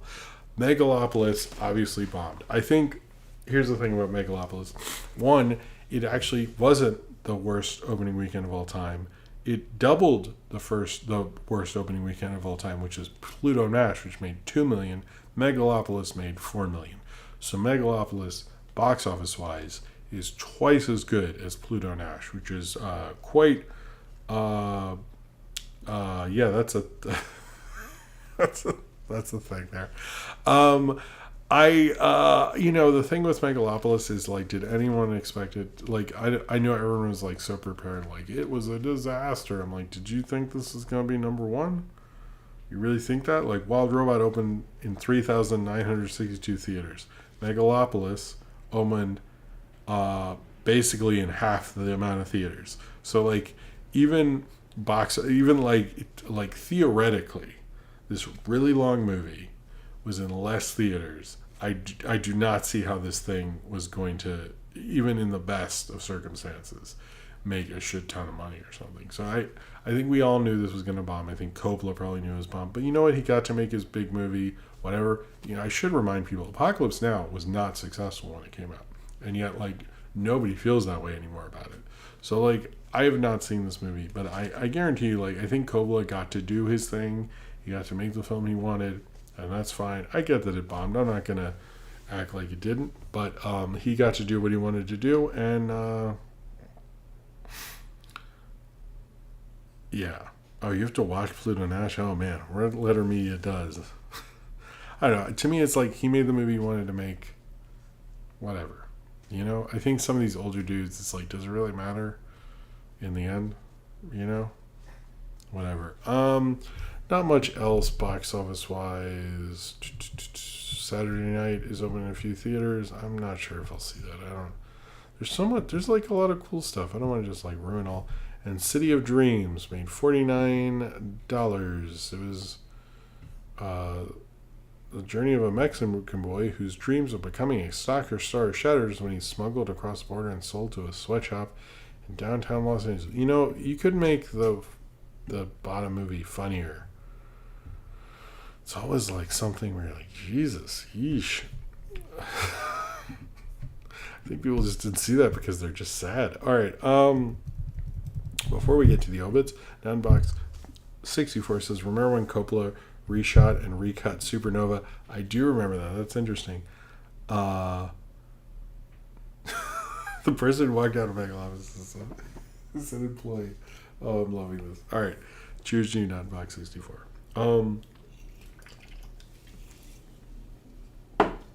Okay. So, we lost a lot of people. I'm just going to talk about 4. The one I had the weirdest experience with this week, and this is like, I really am not joking on this. So I actually saw the episode of Good Times, like his character dies, like just like I happened to see it on like, I think it was like Pluto, like a day, maybe 2 days before he died.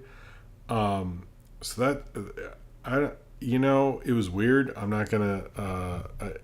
I saw that clip trending right after I watched it, but I was just like, I thought it's a good episode of Good Times, which I believe he left because he didn't like what was going on with the Dynamite stuff. However. And he was in Uncut Gems. I'm not going to talk about, because I'm not making a Jaguar Wright video here, what's going on with his family. I don't know what's fucking going on with his family. That's a whole other thing. It sounds like there needs to be a lot figured out there.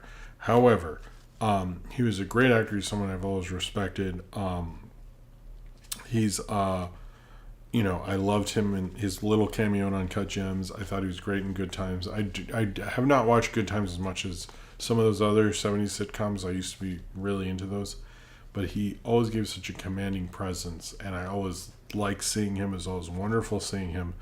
And it's really sad that he died, as well as, like, Coming to America. Like, his part in Coming to America. Everybody remembers him in Coming to America. It's really interesting about Coming to America. We just lost James Earl Jones and him. But both, like, sort of the father figures in that. Like, when I was talking to someone, I was like, how many films, like, in general, how many films, like, do you think of, like, it stars Eddie Murphy and Arsenio Hall and, was it Ray Don Chong in that?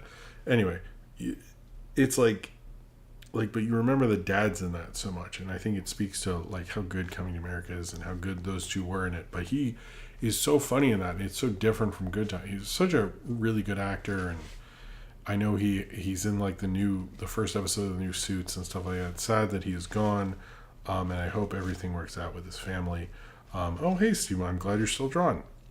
Chris Christopherson, Jesus, some of these people are a huge legend. Chris Christopherson, who really respected country music, was one of our great musician turned actors, like, from A Star Is Born to Blade 2 to so many great performances in films and stuff. Alice Doesn't Live Here Anymore in particular. Really wonderful actor, and really a guy who really believed in music and had a deep sense of morals about him. I think when you look at him, you look at Willie Nelson, you look at Johnny Cash, they played outlaws. They understand that it was a mystique, but they also understood who they were at the core, and you could always see that through them. I think they're people with amazing character, And it's sad, you know. I mean, if you saw what he thought of like people like Toby Keith and stuff, he was someone who had a deep conviction about who he was, and I think that's why he was such a great artist. Overall, you had everyone from like, you know, legends like Barbara Streisand, who never even gives a public statement, talking about him like in such enthusiastic ways. Like he really was an amazing person, and it's just sad to lose him. And I enjoyed his music as well. I like that kind of era of country. Not really like the era of country we're in now, but I liked him and Johnny Cash and Willie and all that. Also, Jesus, this is Ken Page, who's the voice of Oogie Boogie, who we're going to be hearing a lot of tonight. The Highwayman is. I like the Highwayman. We're going to hear a lot of. Sorry, we're going to hear a lot of this coming month with Nightmare Before Christmas.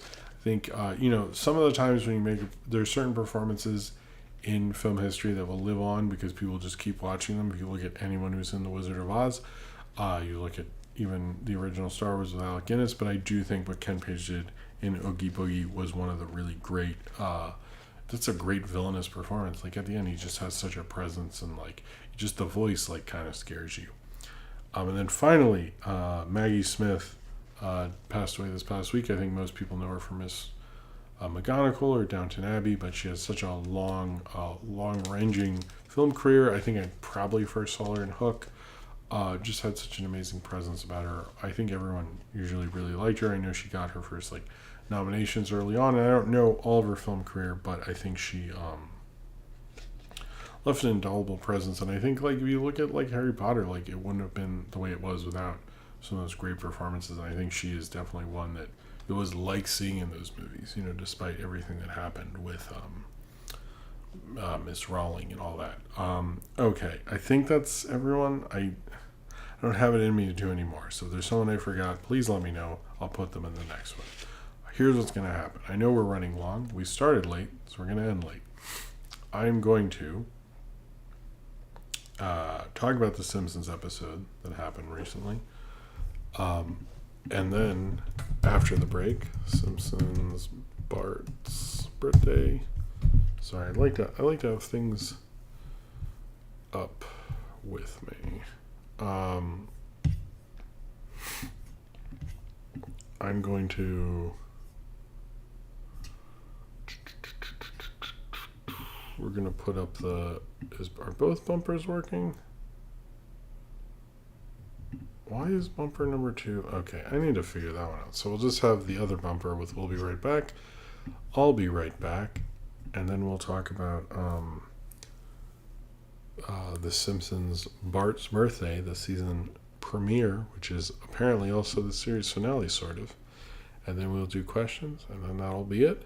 And I will see you all in a second. I'll use the bathroom and blow my nose and all that stuff. And yeah, I will be right back.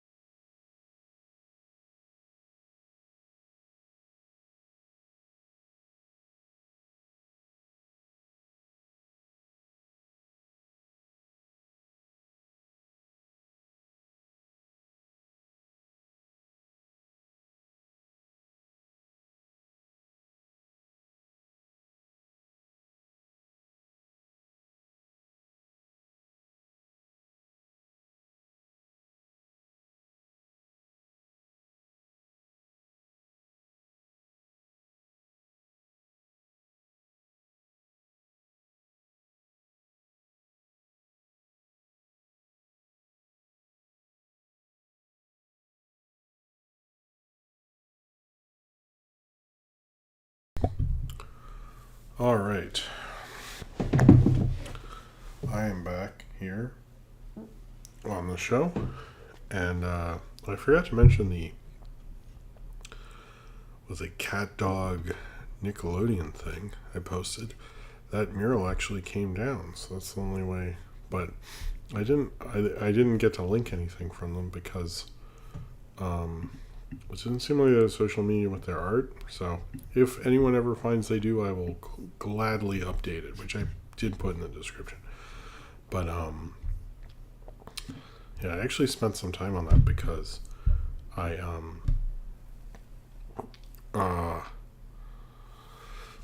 wanted to have a good little short after the whole day. I was like, I can't just, this day sucked.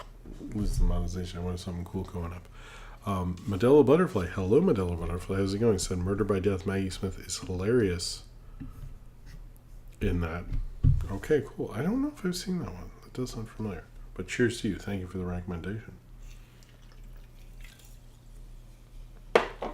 Okay. Let's talk about The Simpsons. The first episode of season 36. The 769th nice episode overall, which premiered this past Sunday, called Bart's Birthday. But I think most of you know it as the Simpsons series finale, which is always going to be confusing for anyone anytime they talk about this. Oh, good night. Good night, Austin. Thank you for being here. I will read your question. Sorry it's going so late tonight. Cheers to you, Austin. Cheers to you.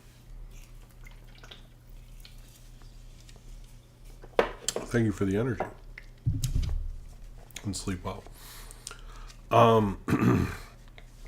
But I think it'll always be confusing because people will be like, oh, where's the series finale one? And it's called Bart's Birthday, which is also why Friends is named the way it is, which The Simpsons doesn't seem to respect as much. Anyway, so the premise of this episode is it starts off and it is acting like it is going to be the Simpsons series finale. Conan O'Brien comes out and says they're going to use Hackbot GBT, voiced by Mark Proisic, who's what's his name? Damn it. You know what? I should remember that. He was in What We Do in the Shadows as, I'm sure someone on the chat will do it.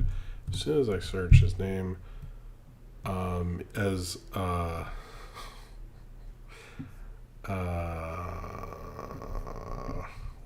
where is it? Come on. As Colin. There we go. Colin Robinson is Hackbot GBT. They put in every episode of The Simpsons into it, as well as every series finale that there had ever been to make the Simpsons series finale. And the idea is that it is Bart's birthday. He is actually turning 11, which Bart has always been 10. And various characters are sort of having their sort of finale, basically. You see everyone like going like, oh, and I guess this is the last day. I guess I don't need this. And then they turn off the light and close the door, which I know happened in like Married. It's happened in like a bunch of series finales, which is kind of a fun joke. And the idea throughout it is that only Bart is sort of rejecting this idea as part of his birthday, as Homer did not deliver the mail out the invitations. He has to give the invitations to people, but as he is, everyone's sort of resolving all their conflicts, like it is the series finale, and moving on or closing their businesses, like Mo closes the bar, comic book guy's wife gives birth and he decides he doesn't need the comic book store anymore. All these things. And Bart's sort of rejecting this kind of AI world. Now, I do think this is a horror movie I thought of myself. I'm sure other people have. It's not a terribly unique idea of someone sort of being in an AI-generated world and sort of starting to reject it. I always thought, like, remember when everybody had, like, 10 fingers? I thought that could be, or too many teeth or something like that. That could have been cool. Anyway, it doesn't matter. I'm sure someone will actually make a horror movie about that because it's sort of like a good idea for a premise. I think this sort of works in a couple ways, and I know people. I think this works in a couple ways. I know a lot of people like the current Simpsons. I only watch them, like I watched the Primal one and I did a review of that, and I've talked about a few of them. But it seems like the only way people really watch Simpsons now is if they have sort of stunt episodes. So I do think that's kind of part of why they did this, because people would actually talk about it, which is totally understandable. The only thing I'd heard about this going in was that Danny DeVito was going to show up in this. That's the only thing that actually I think leaked from this. But I think it sort of plays, it's an interesting episode. I think it's a cool idea, actually, of like, how would you do a Simpsons like series finale in the sort of making fun of series finales is actually kind of a cool premise. And I think overall, unlike the Primal episode or other ones I've seen, I thought this is the most solid concept, script-wise execution I've seen from a modern Simpsons in a while. Now, I don't watch every episode, so take that as it is. But I do think, like, I know they did a previous one that people said was the series finale, and now they're doing another series finale, which shows you maybe there's too many Simpsons episode. I don't know. But I do think with this, it kind of brings up that the show, what is going? Sorry, the one page I have that's just the stream keeps being weird, so I apologize for all this stuff. It almost feels like The Simpsons in this, because the whole idea of the show is like Bart's rejecting this ending, and it feels like the show's rejecting this ending. It almost feels like the show's rejecting the idea that it could ever sort of age or change in a way. Like, it can never be like, you know, South Park or any of these other shows that try to age the characters or change the characters or end the characters. Like, that can never happen almost. Like, the show itself is going to reject any ending that ever happens. And I find that interesting that they conceptually took that on to an actual episode. Like, what if we did have the show reject a series finale and it just kept going forever? And it is sort of how it feels with The Simpsons. Like, The Simpsons can never end. The Simpsons, like you know, just like America will never end, or Rome, or other, you know, Pogs or whatever. Like, these things can never end. They will go on forever. And it's interesting to have someone, particularly like Bart, who is at one time was a millennial. I don't know what generation he is at this point, but the idea that he would be rejecting the idea of it ever sort of ending or changing or moving on or evolving. And I do think on an interesting conceptual level, it works in that way, because it is like the show is rejecting that it could ever end. And it's like, it's better in the show's mind that it can just go on forever until it eventually runs out of steam. And even though we have had the end point, like, in theory twice now, we're just going to keep acknowledging that, like, yes, it could end, but will we let it end? And if Bart is in himself is the, you know, most merchandised character when I was a kid, is the one who I relate to as a kid. I guess now I relate more to Homer or whomever, but it very much plays like this show won't let itself die, and this show will never let that happen. And even though it's like on Fox and it makes no sense, Fox financially keeps going, and it's on their like the only way you can watch it is on their terrible website, which makes no sense to me. It will always keep going. It will reject any ending and will fight any ending, and any attempt at ending it is like fakery, basically. It's a super weird idea. I do think it really works. I did think it was actually kind of a smart episode, considering where The Simpsons are, like playing with its own iconography, playing with the idea of having all these things, but also sort of making fun of the fact that they would play with their own iconography. It's probably a smarter episode than I've seen them do in a very long time, and probably one of the better and recent Simpsons that I've seen, at least. It sort of made me actually curious about The Simpsons again, which none of the episodes I've seen, it's kind of like I'm usually one and done, and this actually made me go, maybe I'd check it out. Maybe I should be watching The Simpsons a little more. Maybe there's something interesting here. Do I think there probably is? Probably not, but it is interesting to see a show reject the actual idea of ever resolving these characters and moving on, because The Simpsons can never end and move on. And even it even acts like all these complaints, all these things have always, like, they joke about how in the first episode everyone agreed it wasn't as good as it used to be, but I was like, even that is like older, that's been going on for so long. It just feels like this never-ending loop that can never evolve past when it does, or even when the voice actors die, which has happened in other countries and the show is still going. So will The Simpsons sort of ever end? It almost feels like they won't let it, but one day it will, and one day they'll have to sort of deal with that. And when eventually they do, that will be an interesting day. It does feel like they're repeating themselves and messing with it and messing with the iconography and saying something about how IP and The Simpsons can never truly end, while making fun of the fact that all of them did, is an interesting meta way to do it. Supposedly Futurama did the same thing, but I didn't see the same night, but I didn't see as much talk about that, because I think The Simpsons kind of did a really interesting episode, and maybe the end is really the reset of another. Maybe the end is really the maybe the end of The Simpsons is just this forever loop that it can never end and will always be The Simpsons and always be that reliable show that will always be there on Sunday night, and Bart will always be 10 years old, and everyone's just stuck in the stasis that is Springfield. Yeah, I will agree though, most of the voice actors, like, I know people will say, oh, voice roles, people can do this forever. I'm like, people's voices do age. Cornbread, I wanted to read through this. Cornbread said, so fun fact, this past week, me and my friends had been binge watching OKKO since it was leaving Hulu, and we just got to the end a couple days ago. I hadn't seen the last episode in full. So we did that, and then I saw clips from this episode on Twitter and was like, hey, wait, this is just that OKKO episode that I saw in Nintendo's video, and was like, that's what I'm saying. I think it is like that OKKO episode, but I think that episode is more positive about the future, and I feel like the Simpsons episode is more like refusing the future. And I think maybe that's a different idea from the people who, are in charge and have been in charge of having the first primetime show, versus the younger people who understand sometimes it's good to the positivity of moving on and the positivity of the future. But that's just my opinion.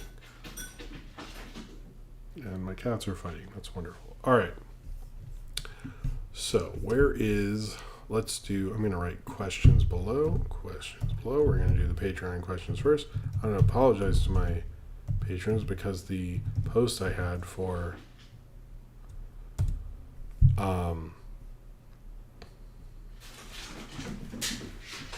guys.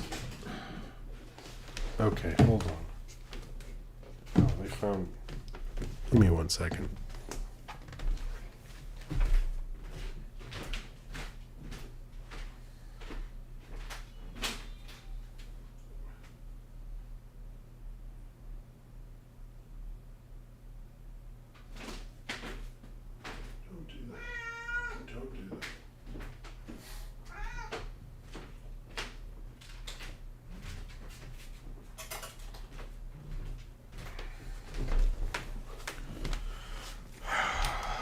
Okay, sorry. They found a toy and... Alright. Okay, let's hope we can get through these questions, because it sounds like, I hope whoever kid is crying, sometimes they just go back to sleep. So, alright, we have a few Patreon questions, actually. Didn't realize we had that many. Okay, Sinrim says, a number of reviews have warned that a person shouldn't eat anything while watching... I'll do Sinrim's, then I'll get to Malcolm Ramparts, by the way. A number of reviewers have warned that a person shouldn't eat anything while watching The Substance. What's the most revolting movie you've seen in regards to visual content and opposed to subject matter of garbage people on the production? Visual content as opposed to subject.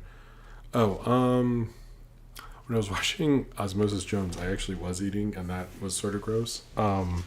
But the one that really made me gag the most, I'm going to be honest here, is Pink Flamingos, because when I first saw it, I like really had to stop myself from just vomiting at the ending a lot. And then I actually, because I was in middle school when I saw Pink Flamingos, which is probably a very good origin story there. Anytime I wanted to not go to school while I was eating my breakfast, I would just remember the end of Pink Flamingos, and I would just go to the bathroom and it was just like just throw up everywhere. So that's the gift that kept giving. I missed a lot of middle school. Thanks, John Waters. Malcolm Rampart says goes for Dubs 2. Marge's Latin voice actress died months ago. Or yeah, I've heard that about a couple times. A bunch of Simpsons voice actors. I didn't realize Nintendo and I had the same point. Oh well, whatever. I watched that video. Anyway, cheers to you. Thank you for the super chat. Sorry, I'm listening to make sure everybody's asleep still. All right, Nathaniel Fogo said, what's a movie that flopped that you're most interested by the history of its development? I guess we can't say Megalopolis. That flopped.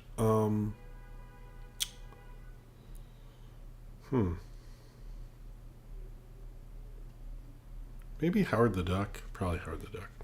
Just because, like, that was a big comic for a while. That's always fine. George Lucas liked it. Or He-Man. I like He-Man too. What's a movie, Jordan Bouchard, what's a movie you remember enjoying in 3D and one you remember not being worth the extra money? I actually think Harold and Kumar was good. The original Avatar, or Harold and Kumar Christmas, Piranha 3D and 3DD, and Harry Potter and Dread. Harry Potter, the last one, which is the only 3D Harry Potter in theaters, and Dread, and maybe Jackass 3D. The one, maybe like the fourth Pirates, where it was just a sword. And I think I saw a Tomb Raider in 3D because it was part of MoviePass, like the Tomb Raider reboot, and it wasn't worth it. I just saw it because it was like an easier showtime. And I might have seen one of the Marvel movies, and I never particularly liked that 3D. Yeah, I say that one. All right, and we have an Austin question. Austin said, what a great show. I'm glad you're feeling better. My question, besides Smile 2, why do you think October has fewer horror movies releasing in theaters? I don't know, and this is actually a good question because I'm not sure why, especially because Five Nights at Freddy's did well in October. Was that last year or something? I have no clue. Yeah, and wasn't Exorcist? Exorcist didn't do well, but Five Nights at Freddy's did. I don't know why, and that's an interest. Some Octobers we get a lot, and some we get like none of them. I don't know why this October. I don't know. I guess they assume there's already a bunch of horror movies around, so it sort of works out. But like, because we never don't have horror movies out. I think that's probably part of it. But yeah, that's weird. I wonder if Smile 2 will do better because of that. That's a good question. Thank you for that. Okay, Toulouse, cut it out. Okay, let's go. I'm going to try to answer as many of these as I can, guys, but I think we're going to see. We're going to see if we can we're going to see if we can do it. You think we can do it? We'll see. Question. So I'm sure you noticed the news with Zachary Levi. Do you think this pivot all-star with Shazam 2's failure? Also notice how Katana Wolfman doesn't have these problems. Just saying. True, Katana Wolfman, really good Kamala fan. I think Zachary Levi always sucked, and he is deciding to show it more. I also think the thing that, like, the real thing with him is, I think some people are super, super vain, and I also think it's like he's not good at, like, when you want to be a family-friendly actor, you either are smart about your choices or you just end up picking a bunch of crap. And I think, like, same with, like, I think Jennifer Garner is a good actress, but she picks like a lot of family stuff that are pretty forgettable. and it sort of like dilutes who you are, because eventually you're like looking at the filmography and you're like, oh geez, like not so good. Now although I will give him credit for the first Shazam is like one of the best of 2010 superhero movies, 100% great movie, by the way. And I think part of it is him, and I think I don't love his performance in Tangled as much as most people. I never saw Chuck. I always sort of thought he sucked, so I'm not shocked, but I don't know what the fuck he's doing. I just think it's like he's just like, I think he could have maybe like come back, because he's like got Chuck, he's got Shazam, he's got enough nerd cred, he could have just coasted on conventions forever. And I don't think people realize how when you take these stances, particularly that kind of stance, like how you're cutting yourself off from a lot of people. So how do you feel about the animation industry being on fire at the moment? I agree with this, actually. Remiku Herike Shrine. I agree that I do think the animation industry, despite like all those strikes and everything that's going on, content wise and like the way people are seeing stuff, I do think is so good right now. And I kind of wish the studios would recognize, like, I think the Wild Robot, the other thing is like, it kind of shows like what happens when you let auteur animation director do what they do. I would bring that up too. William Ellman, do you have a favorite film moment? I would say for me it's a tie between Japanese versus cinema and Czechoslovakian New Wave. A favorite film movement, not moment, movement. I actually was sort of into the German New Wave, but that was like before streaming, so kind of into the Herzog stuff, although I need to sit down with Fitzcarraldo. I feel like I've seen a lot of it, but I've always been curious about the German New Wave for a little bit. I was into that, particularly when that new Nosferatu comes out. I gotta review that Herzog movie. I think, to be super basic, the French New Wave is something that I always like going into every couple of years. I was actually thinking I would love to do a review series of that at one point in my life if I get to continue to do this. I would love to review every film in the French New Wave and like actually talk about the French New Wave, because I do feel like the problem with the French New Wave is it's one of those things where like every time I read a thing, they're like, well, there's so much written about this, so I don't want to go into everything. And then what happens is no one goes into it. Same with like The Godfather. There's like no interesting new things about The Godfather because everyone's like, well, it's been talked about to death. But when you do that, you're essentially like not going into it. So I would say either that, or what I do find interesting, and it's sort of a thing, I didn't make up the content, I made up the idea when I made that 1988 that year animation broke series for Deep Focus.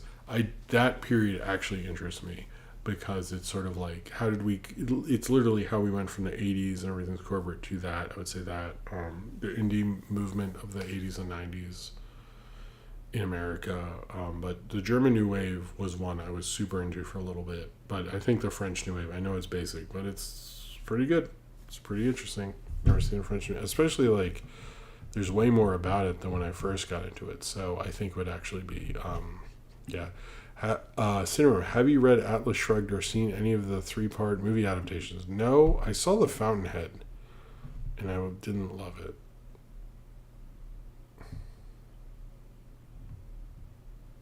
Bad? What? I don't know how you respond to that besides saying you feel shitty, lol. What? I'm confused by that, but okay. How old, question Nathaniel Foga, how old were you when you first went to the theater with your parents? I think I was 3. I was around 3. When did Follow That Bird come out? I can answer that question pretty. Follow That Bird. 85. Oh, I was 2. I was like newly 2, so I was 2. So there we go. Favorite monster school in media? I guess like the Super Monsters. My kids watch that, so that one.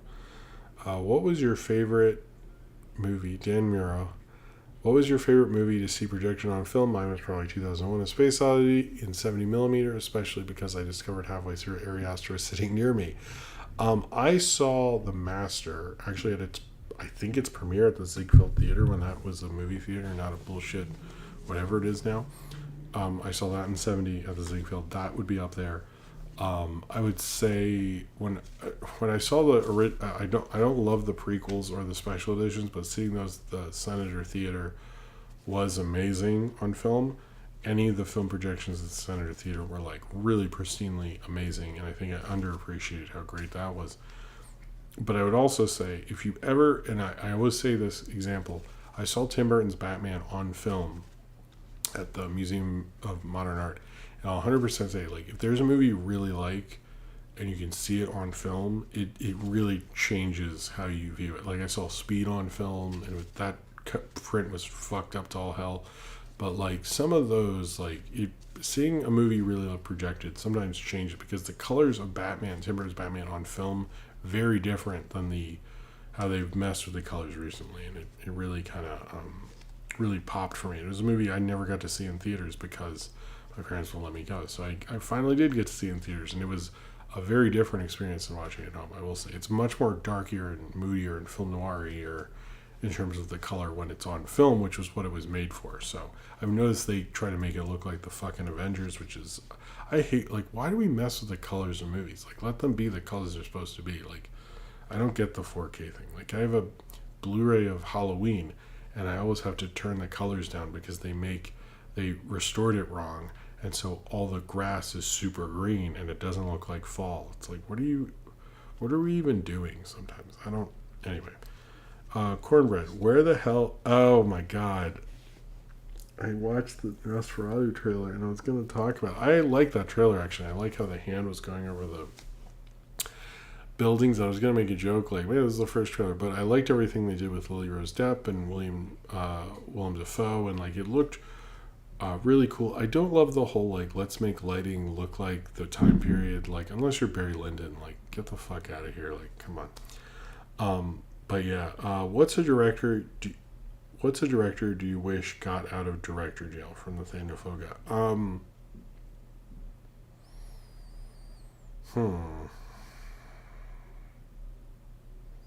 Trying to think of who I would go with, and I can't think of somebody right now who I'm like. I think it's some dead ones, but I don't. Director's jail. I don't know if there's anyone in director's jail. I would like Nicholas Winding Refn to come back, but I don't know if he's in director's jail. Yeah, I'll say Nicholas Winding Refn. I wish he would come back. M. Blood T. I like how we were talking about Megalopolis and forgot that Joker 2 opens this week. Is that movie doomed? I think it sort of is, but I also find it odd that people... That's another one where I'm like, sometimes I feel like the movie press and stuff is like sets itself up when it was pretty clear that's going to be a disaster, but whatever. Embla T, do you think censorship should be banned? So do you think censorship should be censored? Is that what you're saying? That's interesting. Okay. Racket Lobax. Oh, hey, I didn't see you there before. I didn't see you there earlier. Wait. Come on. Oh, come on, YouTube. Let me go. I don't know why YouTube won't let me scroll up. Okay, I can't go up. Let me try over here. Can I go up over here? Okay, where is the Rocket Lobax? No, wait, where Rocket Lobax? Okay, was I correct in sparing my family from seeing The Substance and Megalopolis since movies are expensive? No, yeah, I'm sure your family will love The Substance. Take the kids. Who's your favorite Golden Age animation director and why? Kitten Hanashe. I don't know all of them, but I'm just gonna go with either Otto Mesmer, who did Felix, or maybe the Fleischers. But I don't know if I mean, I guess Tex Avery and Fritz Freleng. I don't honestly want to. What is going on? Did I just lose everything?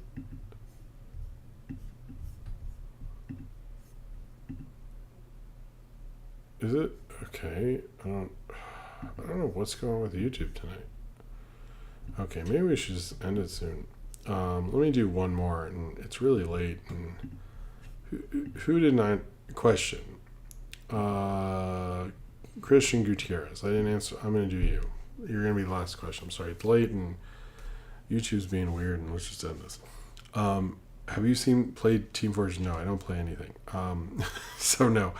Christian Gutierrez, what animated movie do you love watching with your kids, or one you really want to show them to enjoy together? This is how I watch Murai with my older siblings in its U.S. premiere. Oh, that's cool. I know I want to watch Over the Garden Wall this Halloween. I did want to watch Spirited Away, which I've only done a few times. I like watching Kiki's Delivery Service. Yeah, some of the Ghibli stuff, like the Patience stuff. The Disney stuff, it's like you almost feel like they're going to get to, but then it's like I like watching Toy Story with them. Stuff like that, I'd say. But Spirited Away always feels special. I'd say Spirited Away. Anyway, all right, I think that's it. I don't want this to get... I don't know why it keeps crapping out. And like... Whatever. Let's just call it a night. Let's say that. Thank you all for being here. I'm sorry for all the nonsense going on. I think there's going to be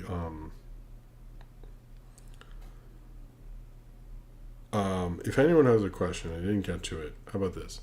Put it in the comments of this video and I'll get to it tomorrow. Or put it in the Ask Jim section and I will also get to that tomorrow. Thank you all for your support. Thank you for the super chats. I wanna let's do a while this all is still working.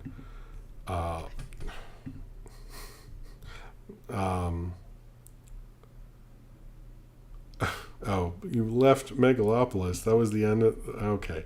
All right, let's thank everyone who gave a super chat. Bloxy Oxenwinkle, William Ellman, Nattenbach 64, Austin, William Rampart, William Ellman, Nattenbach 64, Mandela Butterfly, Austin, Michael Rampart. Thank you very much for your contributions. Sorry. Cheers to you.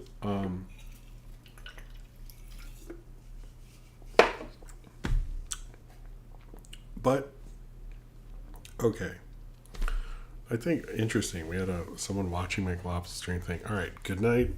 I'll see you all next. The next show. Two things. The next show will be Thursday. Thursday of next week, and I probably will not have the timestamps done until tomorrow night. So if you're watching this and you're like, where are the timestamps?